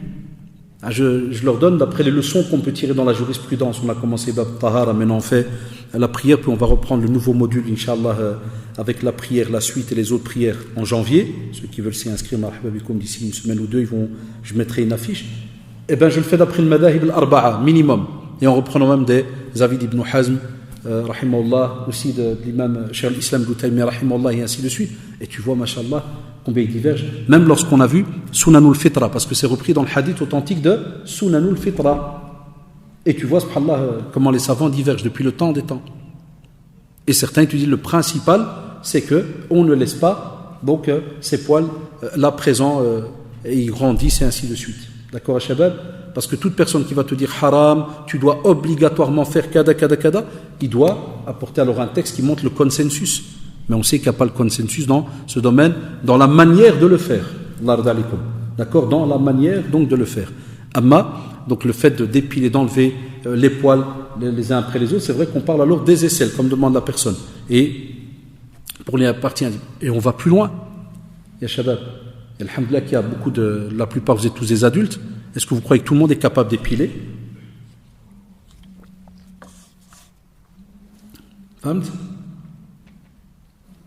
Est-ce qu'on peut? Non, il y a des personnes, imagine, même les poils d'en dessous des bras, il y a des personnes qui ont de la peau très, très fragile, de ceci, il y a de... Donc ça, c'est encore un autre chapitre qu'on ouvre. Que même si quelqu'un aurait dit que, par exemple, on va obliger, regarde les savants, machallah, et te dit, de nouveau, il y a ce qu'on appelle le cas de force majeure par rapport au... Mais ici, on n'est pas encore dans cette situation-là. D'accord? Mais le hadith, il est clair, il te parle de net, donc on épile, on enlève au fur et à mesure les poils d'en dessous les bras, mais aujourd'hui, les savants te disent qu'aujourd'hui, on a des moyens très faciles qui font qu'on peut raser complètement en dessous des bras. Et personne ne peut te dire non, non, non, non, non, tu rases pas en dessous des bras, tu dois juste épiler. Il y a des personnes impossibles qui enlèvent tous les poils. Même pour l'épilation, de nouveau les savants ils vont te dire, est-ce qu'il ne doit leur rester aucun poil? Regarde comment les savants ils soulèvent dans la divergence. Ils disent qu'il doit leur ne rester aucun poil, parce que sinon tu n'es pas, et tu n'as pas mis en pratique la sunna comme il se doit. Et on sait que ce n'est pas le cas. D'accord, Shabab? Donc ça c'est important, l'ard alaikum.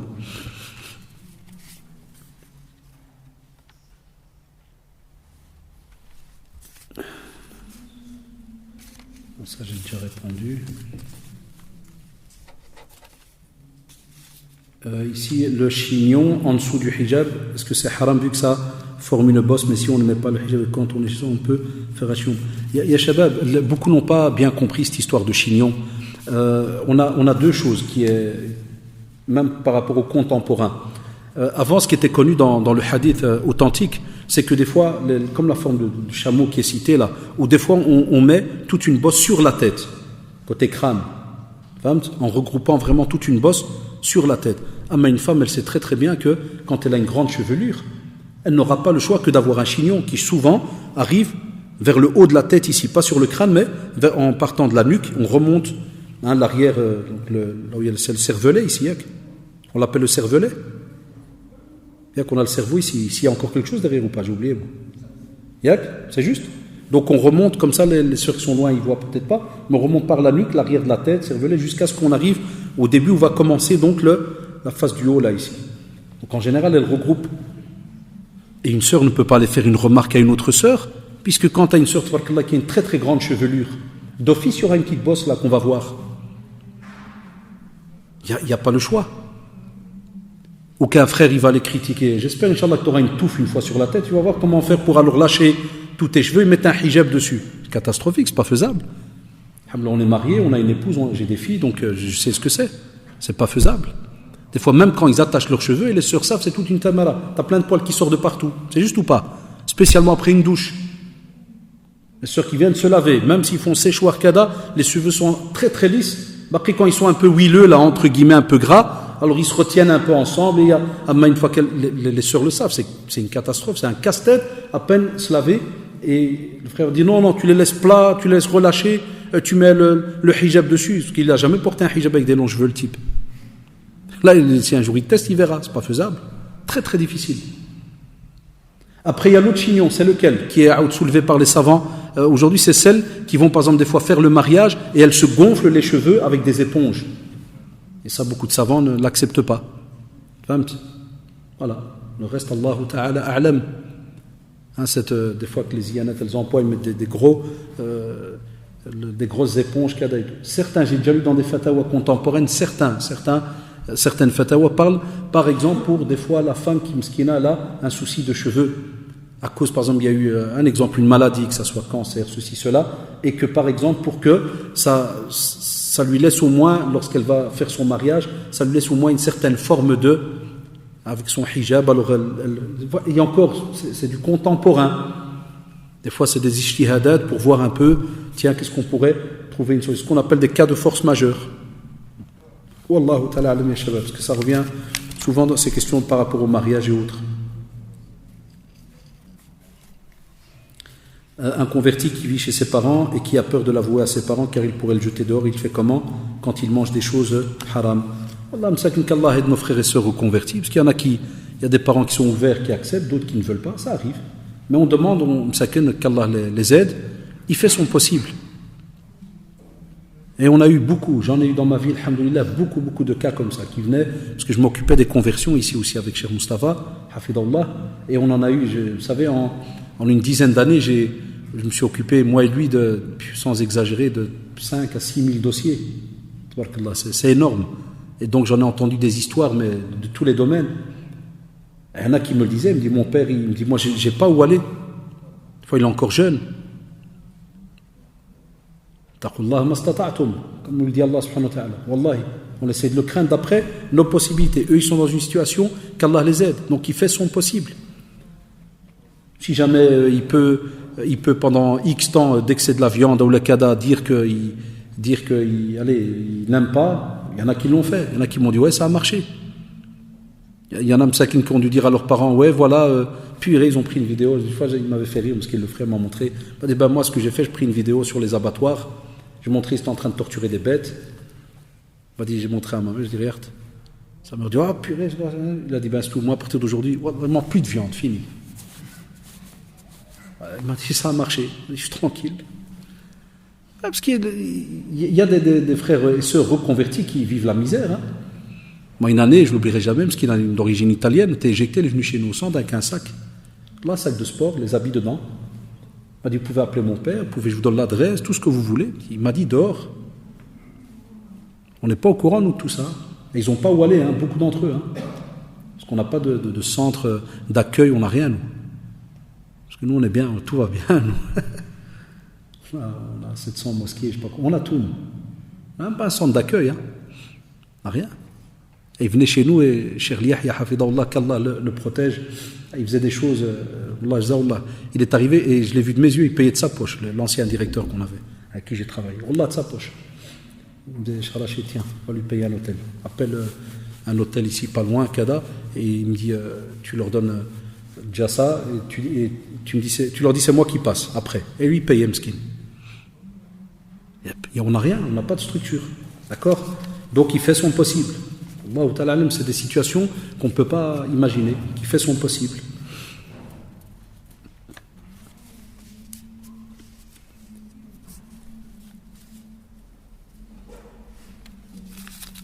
Si souvent dans le mahram par rapport aux études à l'étranger pour les sœurs, nos machères ici au centre, ils disaient par exemple le père peut la déposer, parce que c'est le voyage qui est, hein, donc il la dépose, pour certains qui disent voilà c'est le voyage, avec le déplacement, il la dépose, donc à l'étranger quand c'est vraiment considéré comme un voyage, et la preuve même le centre avait, mais il y a des années quand on avait eu une bourse, le centre s'était occupé, alhamdoulilah, le machère ils rigolaient pas avec ça, donc ils ne veulent pas être responsables de problème, mais le machère ils avaient donné comme fatwa en ce temps-là, voilà le père il a déposé dans l'internat ou l'université où elle avait je crois que c'était à Dubaï en ce temps-là ou là quelque chose comme ça, et voilà, puis après il revient.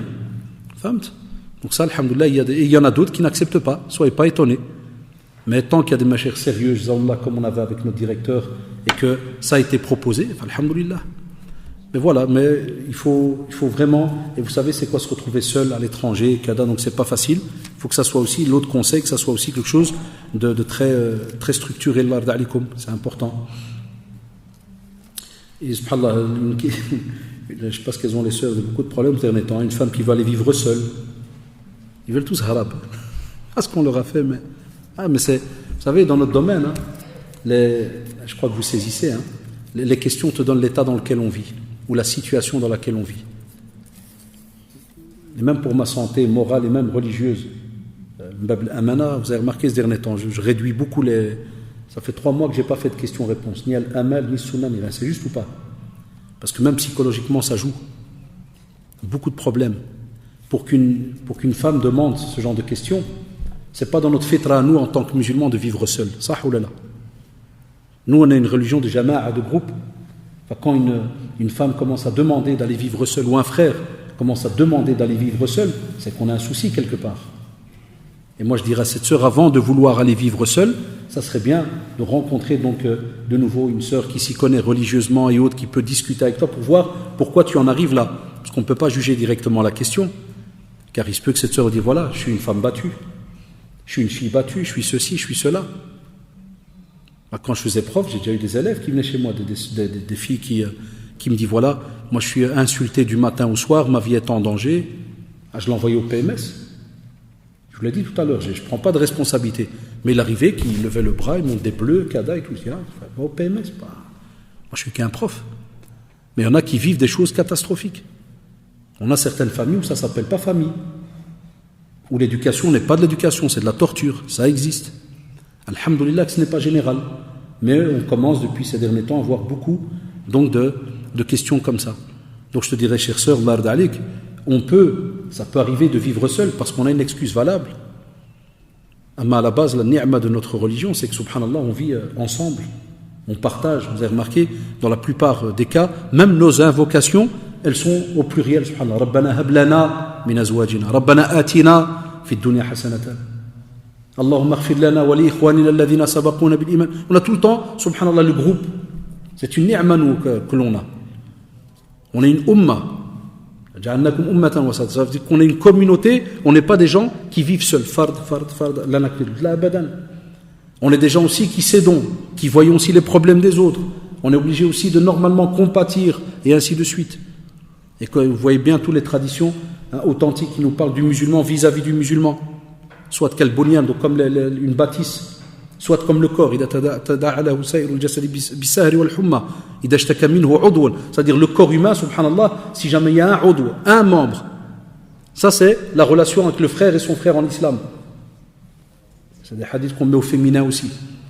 On te dit alors, subhanallah, c'est comme le corps, si jamais un membre, yashtaki, ça veut dire qu'il commence à se plaindre, normalement tout le corps ressent. T'as mal au doigt, tout le corps a mal.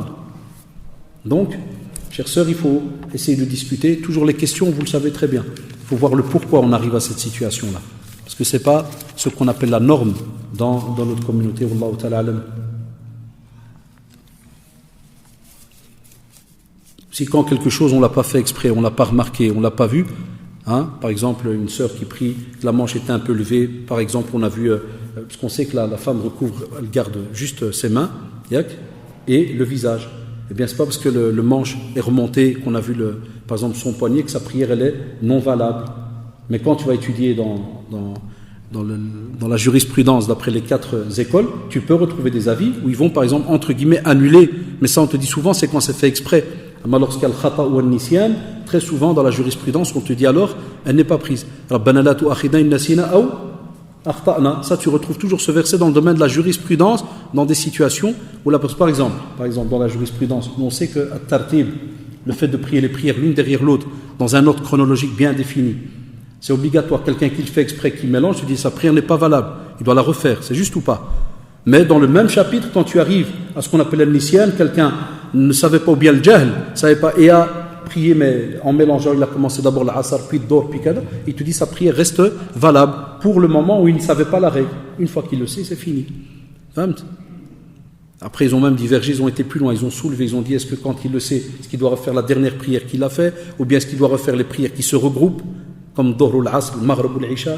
Tu vois la jurisprudence, comment c'est beau, ça va loin, pour vous montrer qu'on ne peut pas y répondre comme ça aussi facilement. Des fois, entre jeunes, il y en a qui on a vu ton point. Non, on ne peut pas, c'est haram, mais un hadith dit ça doit, là.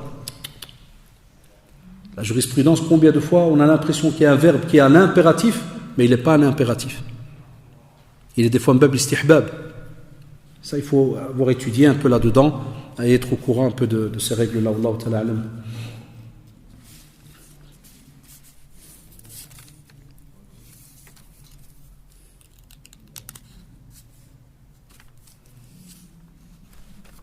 Il y a une question qui revient très, très souvent et qui est une polémique entre même les savants. Est-ce qu'on peut fêter un anniversaire? Est-ce que c'est haram ou déconseillé?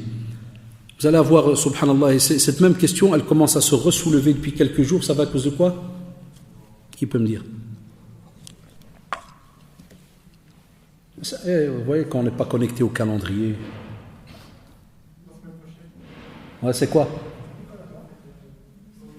La naissance du prophète sallallahu alayhi wa sallam. Ceux qui sont rattachés à Facebook, à des sites de mashayikh, moi voilà, depuis 2-3 jours, on est dans le métier, nous. Depuis 2-3 jours, ça commence. Il y a une semaine, c'est des fatwas sur plein de dossiers. Maintenant, ça fait 2-3 jours, c'est les mêmes fatwas ça fait 3 jours, c'est les mêmes. Des postes l'un derrière l'autre. Est-ce qu'on fait le Mawlud Nabawi ou pas? Et vous allez voir les khotab al-Jumu'ah qu'il va y avoir chaque année. Chaque année, la guerre. Et des jeunes qui sont dans la sunna, qui vont entrer en bataille avec leur père, leur mère, avec la mosquée qui va faire du couscous la semaine prochaine, avec Erwina, il va y avoir. Allah, vous allez voir. Jusqu'à ce que le 12, il va passer, puis on va reprendre la routine. Jusqu'à ce qu'on va se battre, Inch'Allah, pour Ramadan, la lune. Est-ce qu'elle est là, elle n'est pas là, qui l'a vue, qui l'a pas vue, est-ce qu'elle était cachée? Allah, vous allez voir. On passe notre temps comme ça, nous. Parce que ce qui est beau, tu vois, Shabab, les savants, ils viennent, ils t'apportent des règles. Nous, on est des talabas, on est des élèves. Et en face de moi, peut-être qu'il y a des élèves encore plus calés que moi, ou bien il n'y a même pas d'élèves, c'est-à-dire des jeunes qui avancent au fur et à mesure, des parents qui avancent au fur et à mesure, ne sont pas élèves. On te dit, subhanallah, chacun d'entre nous, il a une responsabilité. Moi qui élève, qui vis dans les livres, je dois voir les arguments qu'on apporte, les preuves, kada, voir aussi dans le usul, est-ce que celui qui a dit haram, qu'est-ce qu'il a employé comme preuve? Quels sont les textes qu'il a apportés? Est-ce que le prophète m'a dit que c'était haram, ceci, cela, pour voir justement, est-ce que je peux sortir la règle et sortir le mot de ma bouche, haram. Seul Allah subhanahu wa ta'ala légifère et son prophète sallallahu alayhi wa sallam. Et après, on a, comme vous le savez, tous ces ijtihadat qui arrivent, tous ces efforts d'interprétation des textes autres par rapport à des nouveautés. Alors, quand ils arrivent aux anniversaires, c'est la règle générale que tu entends très souvent et tu dis, autant du prophète sallallahu alayhi wa sallam, il ne le faisait pas. Et la divergence, elle a commencé. Ils ont dit, mais il ne le faisait pas parce que ce n'était pas dans les habitudes des Arabes, ou bien est-ce qu'il y a un texte qui dit, voilà, ne faites pas, ou bien, et c'est là que la divergence a commencé. Certains machers, ils te disent, tu ne fais pas le Mawlud Nabawi, et donc alors de même manière, alors tu ne fais pas d'anniversaire. Si tu vas y rentrer dedans, des bid'ah, des innovations, des actes d'adoration qui n'ont jamais été demandés, des tokosat, un tas de choses, des fois des danses ou ceci, comme on le voit un peu de par le monde. C'est chaque pays dans le monde, comment est-ce qu'il se récommémore la naissance du prophète. Il y en a qui il faut voir ça, Allah. Il faut voir sur YouTube. Hein. Le Mawlud Nabawi au fin fond du Bangladesh, c'est pas la même chose qu'à Bruxelles, ou qu'au fin fond de Tunis, ou au Liban, ou bien en Palestine. Allah, et c'est tout à fait différent. Donc certains machers, ils disent, on se commémore kada, mais s'il y a dedans un des actes qui sont haram, ceci, cela, là, il n'y a pas, parce que même les compagnons ne l'ont pas fait. D'autres, ils disent, on ne discute même pas. Ils disent, sortez-moi un calife qui l'a fait. Et ils étaient tristes parce qu'ils ont vécu avec le prophète sallallahu alayhi wa sallam. Ils te disent, sortez-nous un khalifa qui l'a fait. Yallah. Puisque le prophète sallallahu alayhi wa sallam, il a dit, alaykum bi sunnati wa sunnati al-khulafa ar-rashidin, mahdiyina min ba'di. Addu alayha bin nawajid. Censé suivre la sunna du prophète sallallahu alayhi wa sallam. Mais si les compagnons ont instauré quelque chose, il y a toute une règle qui se met en marche. Et on doit y tenir. Et y mordre avec nos dents, là, celles quand tu prends un morceau de viande, tu ne le lâches pas, là. Pour te montrer comment tu tiens à cette sunna. Tu te dis, est-ce qu'il y en a un qui l'a fait? Alors de nouveau, ces savants-là, tu dis non. Alors ils te disent qu'eux aimaient encore plus le prophète, car ils étaient avec lui, le voyaient, ils ont combattu à ses côtés, et donc quand il est mort, ils te disent, ce sont les premiers à devoir normalement être attristés par rapport à sa mort. Et ils te disent, ils ne l'ont pas fait. Voilà les argumentaires de l'un et de l'autre. Et les autres, ils te disent, oui, eux ont décidé de ne pas le faire. Mais tant qu'il n'y a pas un texte qui l'interdit formellement, tu dis on ne peut pas. Et d'autres, ma chère, ils te disent alors profitez. Moi, cet avis-là que j'aime bien prendre, il te dit profitez de rappeler ce moment important aux jeunes. Et c'est pour ça que ceux qui l'ont remarqué, qu'est-ce que j'ai fait il y a une semaine? J'ai commencé quoi, la mosquée Sunna? Je l'ai fait exprès. Qu'est-ce que j'ai commencé? Qui vient à la mosquée Sunna d'entre vous? J'ai commencé la vie du prophète sallallahu alayhi wa sallam, seulement sur sa personnalité. Et l'année passée, qu'est-ce que j'ai fait exprès? Pendant 1 an, jusqu'à arriver à la naissance du prophète, j'ai donné aux élèves cours de Sira à la mosquée Al-Amal complète, Al-Ahd al-Makki ou Al-Madani. Parce que j'ai horreur qu'on ne vienne parler du prophète que le jour où il y a le couscous, là, la fête du Mawlud. Pour moi, ça reste mon avis, c'est malsain. C'est pas de cette manière-là, quand on aime le prophète sallallahu alayhi wa sallam. Et spécialement dans une mosquée, qu'on en parle toute l'année, que l'imam fasse des doros toute l'année sur le Mawlud Nabawi et qu'il fasse même un calcul.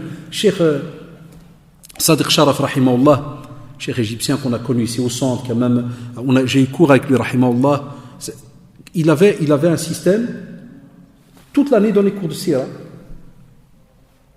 Et des fois, ils s'arrangeaient à calculer dans les cours jusqu'à ce qu'on arrive des fois même, certains machers, ils arrivent à terminer le cours au moment où il y a donc la période où il serait né, sallallahu alayhi wa sallam. Sans vous dire qu'il y a des machers qui ont même divergé sur la date de naissance du prophète, sallallahu alayhi wa sallam. Sachant aussi que certaines dates donnent la date de sa naissance et c'est la même date pour ça, pour son décès. Donc imaginez. Moi, je suis de ce troisième avis-là qui alhamdoulilah, parce que on sait très bien qu'il y a une grosse divergence entre beaucoup de savants là-dedans. Mais moi, qu'est-ce que je fais? Toute l'année, je m'arrange à donner soit la sira, soit quand la date approche, en général, 1 mois avant, 3 semaines avant, je commence à donner toute une panoplie comme maintenant. Je vais faire 3-4 mois spécialement sur la personnalité du prophète sallallahu alayhi wa sallam. Je l'ai commencé déjà il y a une semaine à la mosquée Sunna. Voilà.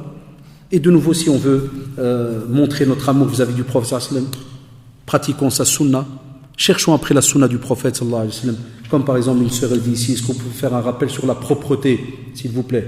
Car subhanallah, pourquoi les quartiers arabes entre guillemets sont les plus sales? Elle met saleté est égale shaitan. Ça c'est un autre sujet.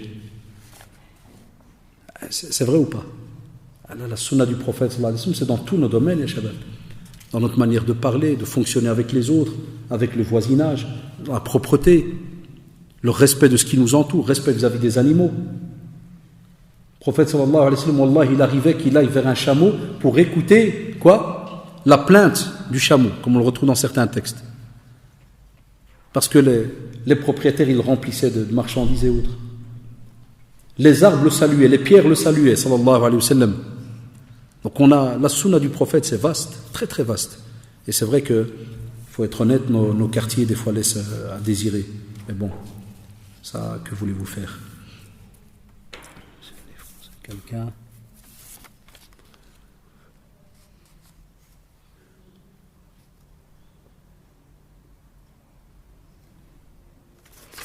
Il y a une sœur ici. Mais ça, moi, je ne peux pas donner d'aide en privé, hein, parce que sinon... Non, chère sœur, ce que je vous conseille, bardalikum, c'est que vous m'écrivez dans mon post Facebook en mettant que vous m'avez contacté au centre islamique. Et je vous conseille, vous changez donc votre nom, mettez pas un nom de sœur, sinon tous les frères vous appelez. Une fois, il y a eu le cas, je ne m'y connaissais pas encore.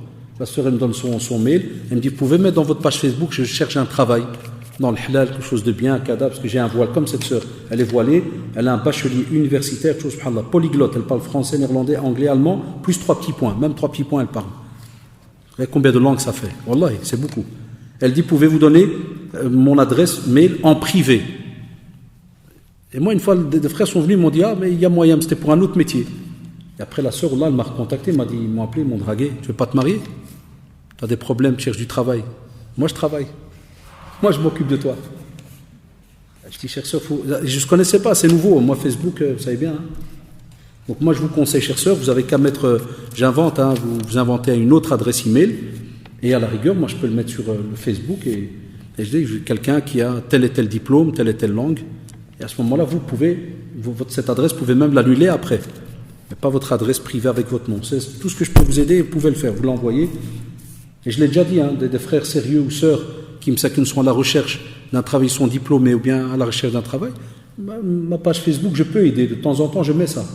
Vous m'envoyez, vous me dites, voilà, je suis diplômé de ça, je fais du travail dans le domaine, je le mets, sinon à quoi elle sert la page? Pas à mettre des affiches.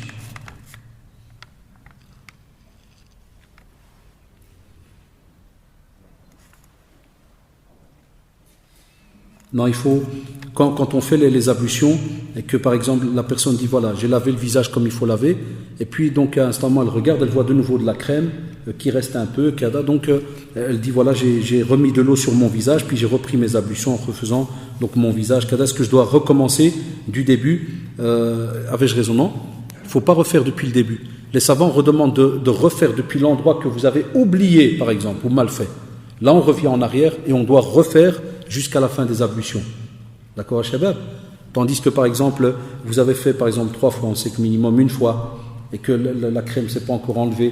Et spécialement, n'oubliez pas une chose, vous devez aussi être sûr que, par exemple, vous savez qu'il y a des crèmes qui laissent passer l'eau. Ce qui est interdit dans les ablutions, c'est quand on a quelque chose, comme par exemple lorsqu'on met sur les ongles, ça là, j'oublie tout le temps, puis, Le vernis à ongles, ça on l'enlève pour les ablutions, parce que l'eau doit toucher les membres qui doivent être lavés. Et si jamais on a mis par exemple une crème, on sait qu'elle ne fait pas passer l'eau, et ça n'arrive pas à la peau. Mais si votre crème hydratante par exemple, et que le pharmacien il dit que, alhamdoulilah, ça peut laisser passer donc l'eau, donc à ce moment-là, vous n'êtes pas obligé d'enlever donc cette crème. Gardez cette règle. C'est à quelle heure les Isha? 39. Gardez cette règle, c'est lorsque l'eau ne peut pas arriver à la peau. C'est là qu'on doit enlever ce qu'on a mis alors, donc à ce moment-là. Wallahu ta'ala alam.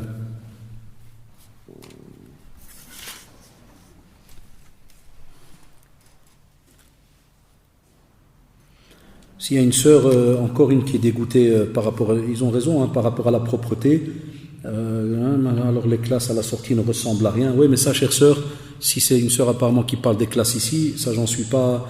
Je vais parler aux gens qui sont là ici, mais eux, ils n'ont rien à voir avec les classes. Il faudrait que les sœurs qui écrivent, les sœurs écrivent une lettre, la déposent au directeur, qui lui, Jazaoullah, directeur de l'école arabe, c'est Abdelaziz, il est connu, il est toujours ici, Saad, Hafidallah, il y a son épouse, secrétariat. Vous lui écrivez une lettre en disant voilà, qui rappelle, parce que normalement c'est un des rôles des professeurs, Jazaoullah.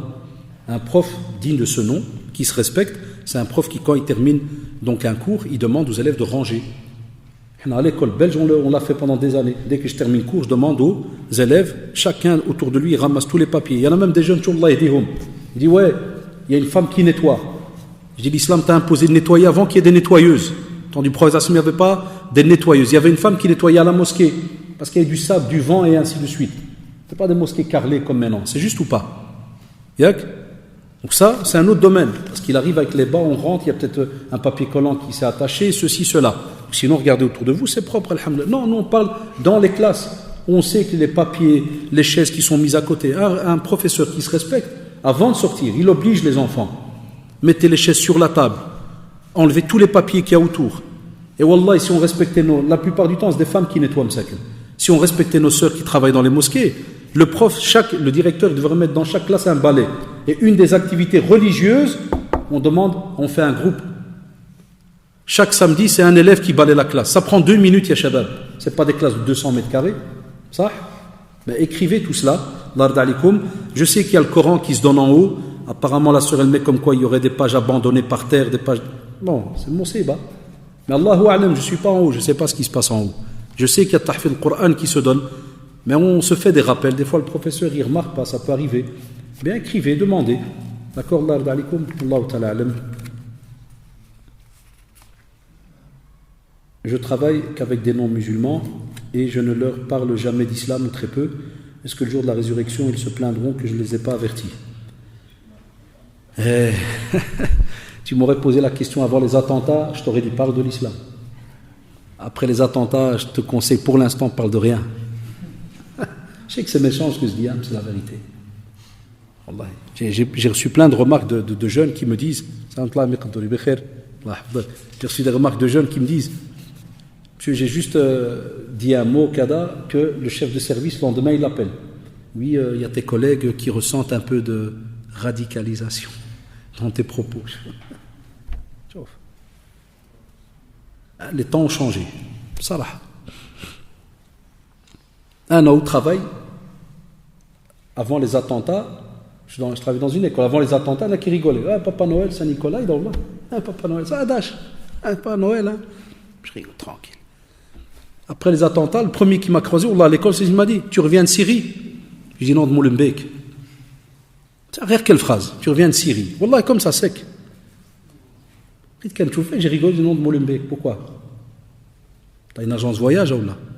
Wallah, en rigolant. Parce que tu veux lui dire quoi? Donc aujourd'hui, c'est devenu comme ça maintenant. On a des paranoïaques maintenant, même dans certains boulots. Tu vas parler, tu vas dire quelque chose, même si tu vas dire oui, chez nous en islam, prosélytisme. Il y a des mots aussi, hein. Fait du prosélytisme, fait du kada. Hatta dernièrement, un frère Hlif, il m'a dit celui qui a été shkim, qui a été raconté des choses qu'Allah, que j'ai fait, c'est celui que je ne m'attendais même pas. Va voir pourquoi il a fait ça. Est-ce qu'il veut ta place? Est-ce qu'il veut. Ça. Allah yahdi al-shabab, voilà, il y a des jeunes, ils font des choses, mais ils ne voient pas après Allah fait toutes les répercussions qu'on doit subir. Et pour terminer, Allah yarda alikoum. Allah ta'ala alam.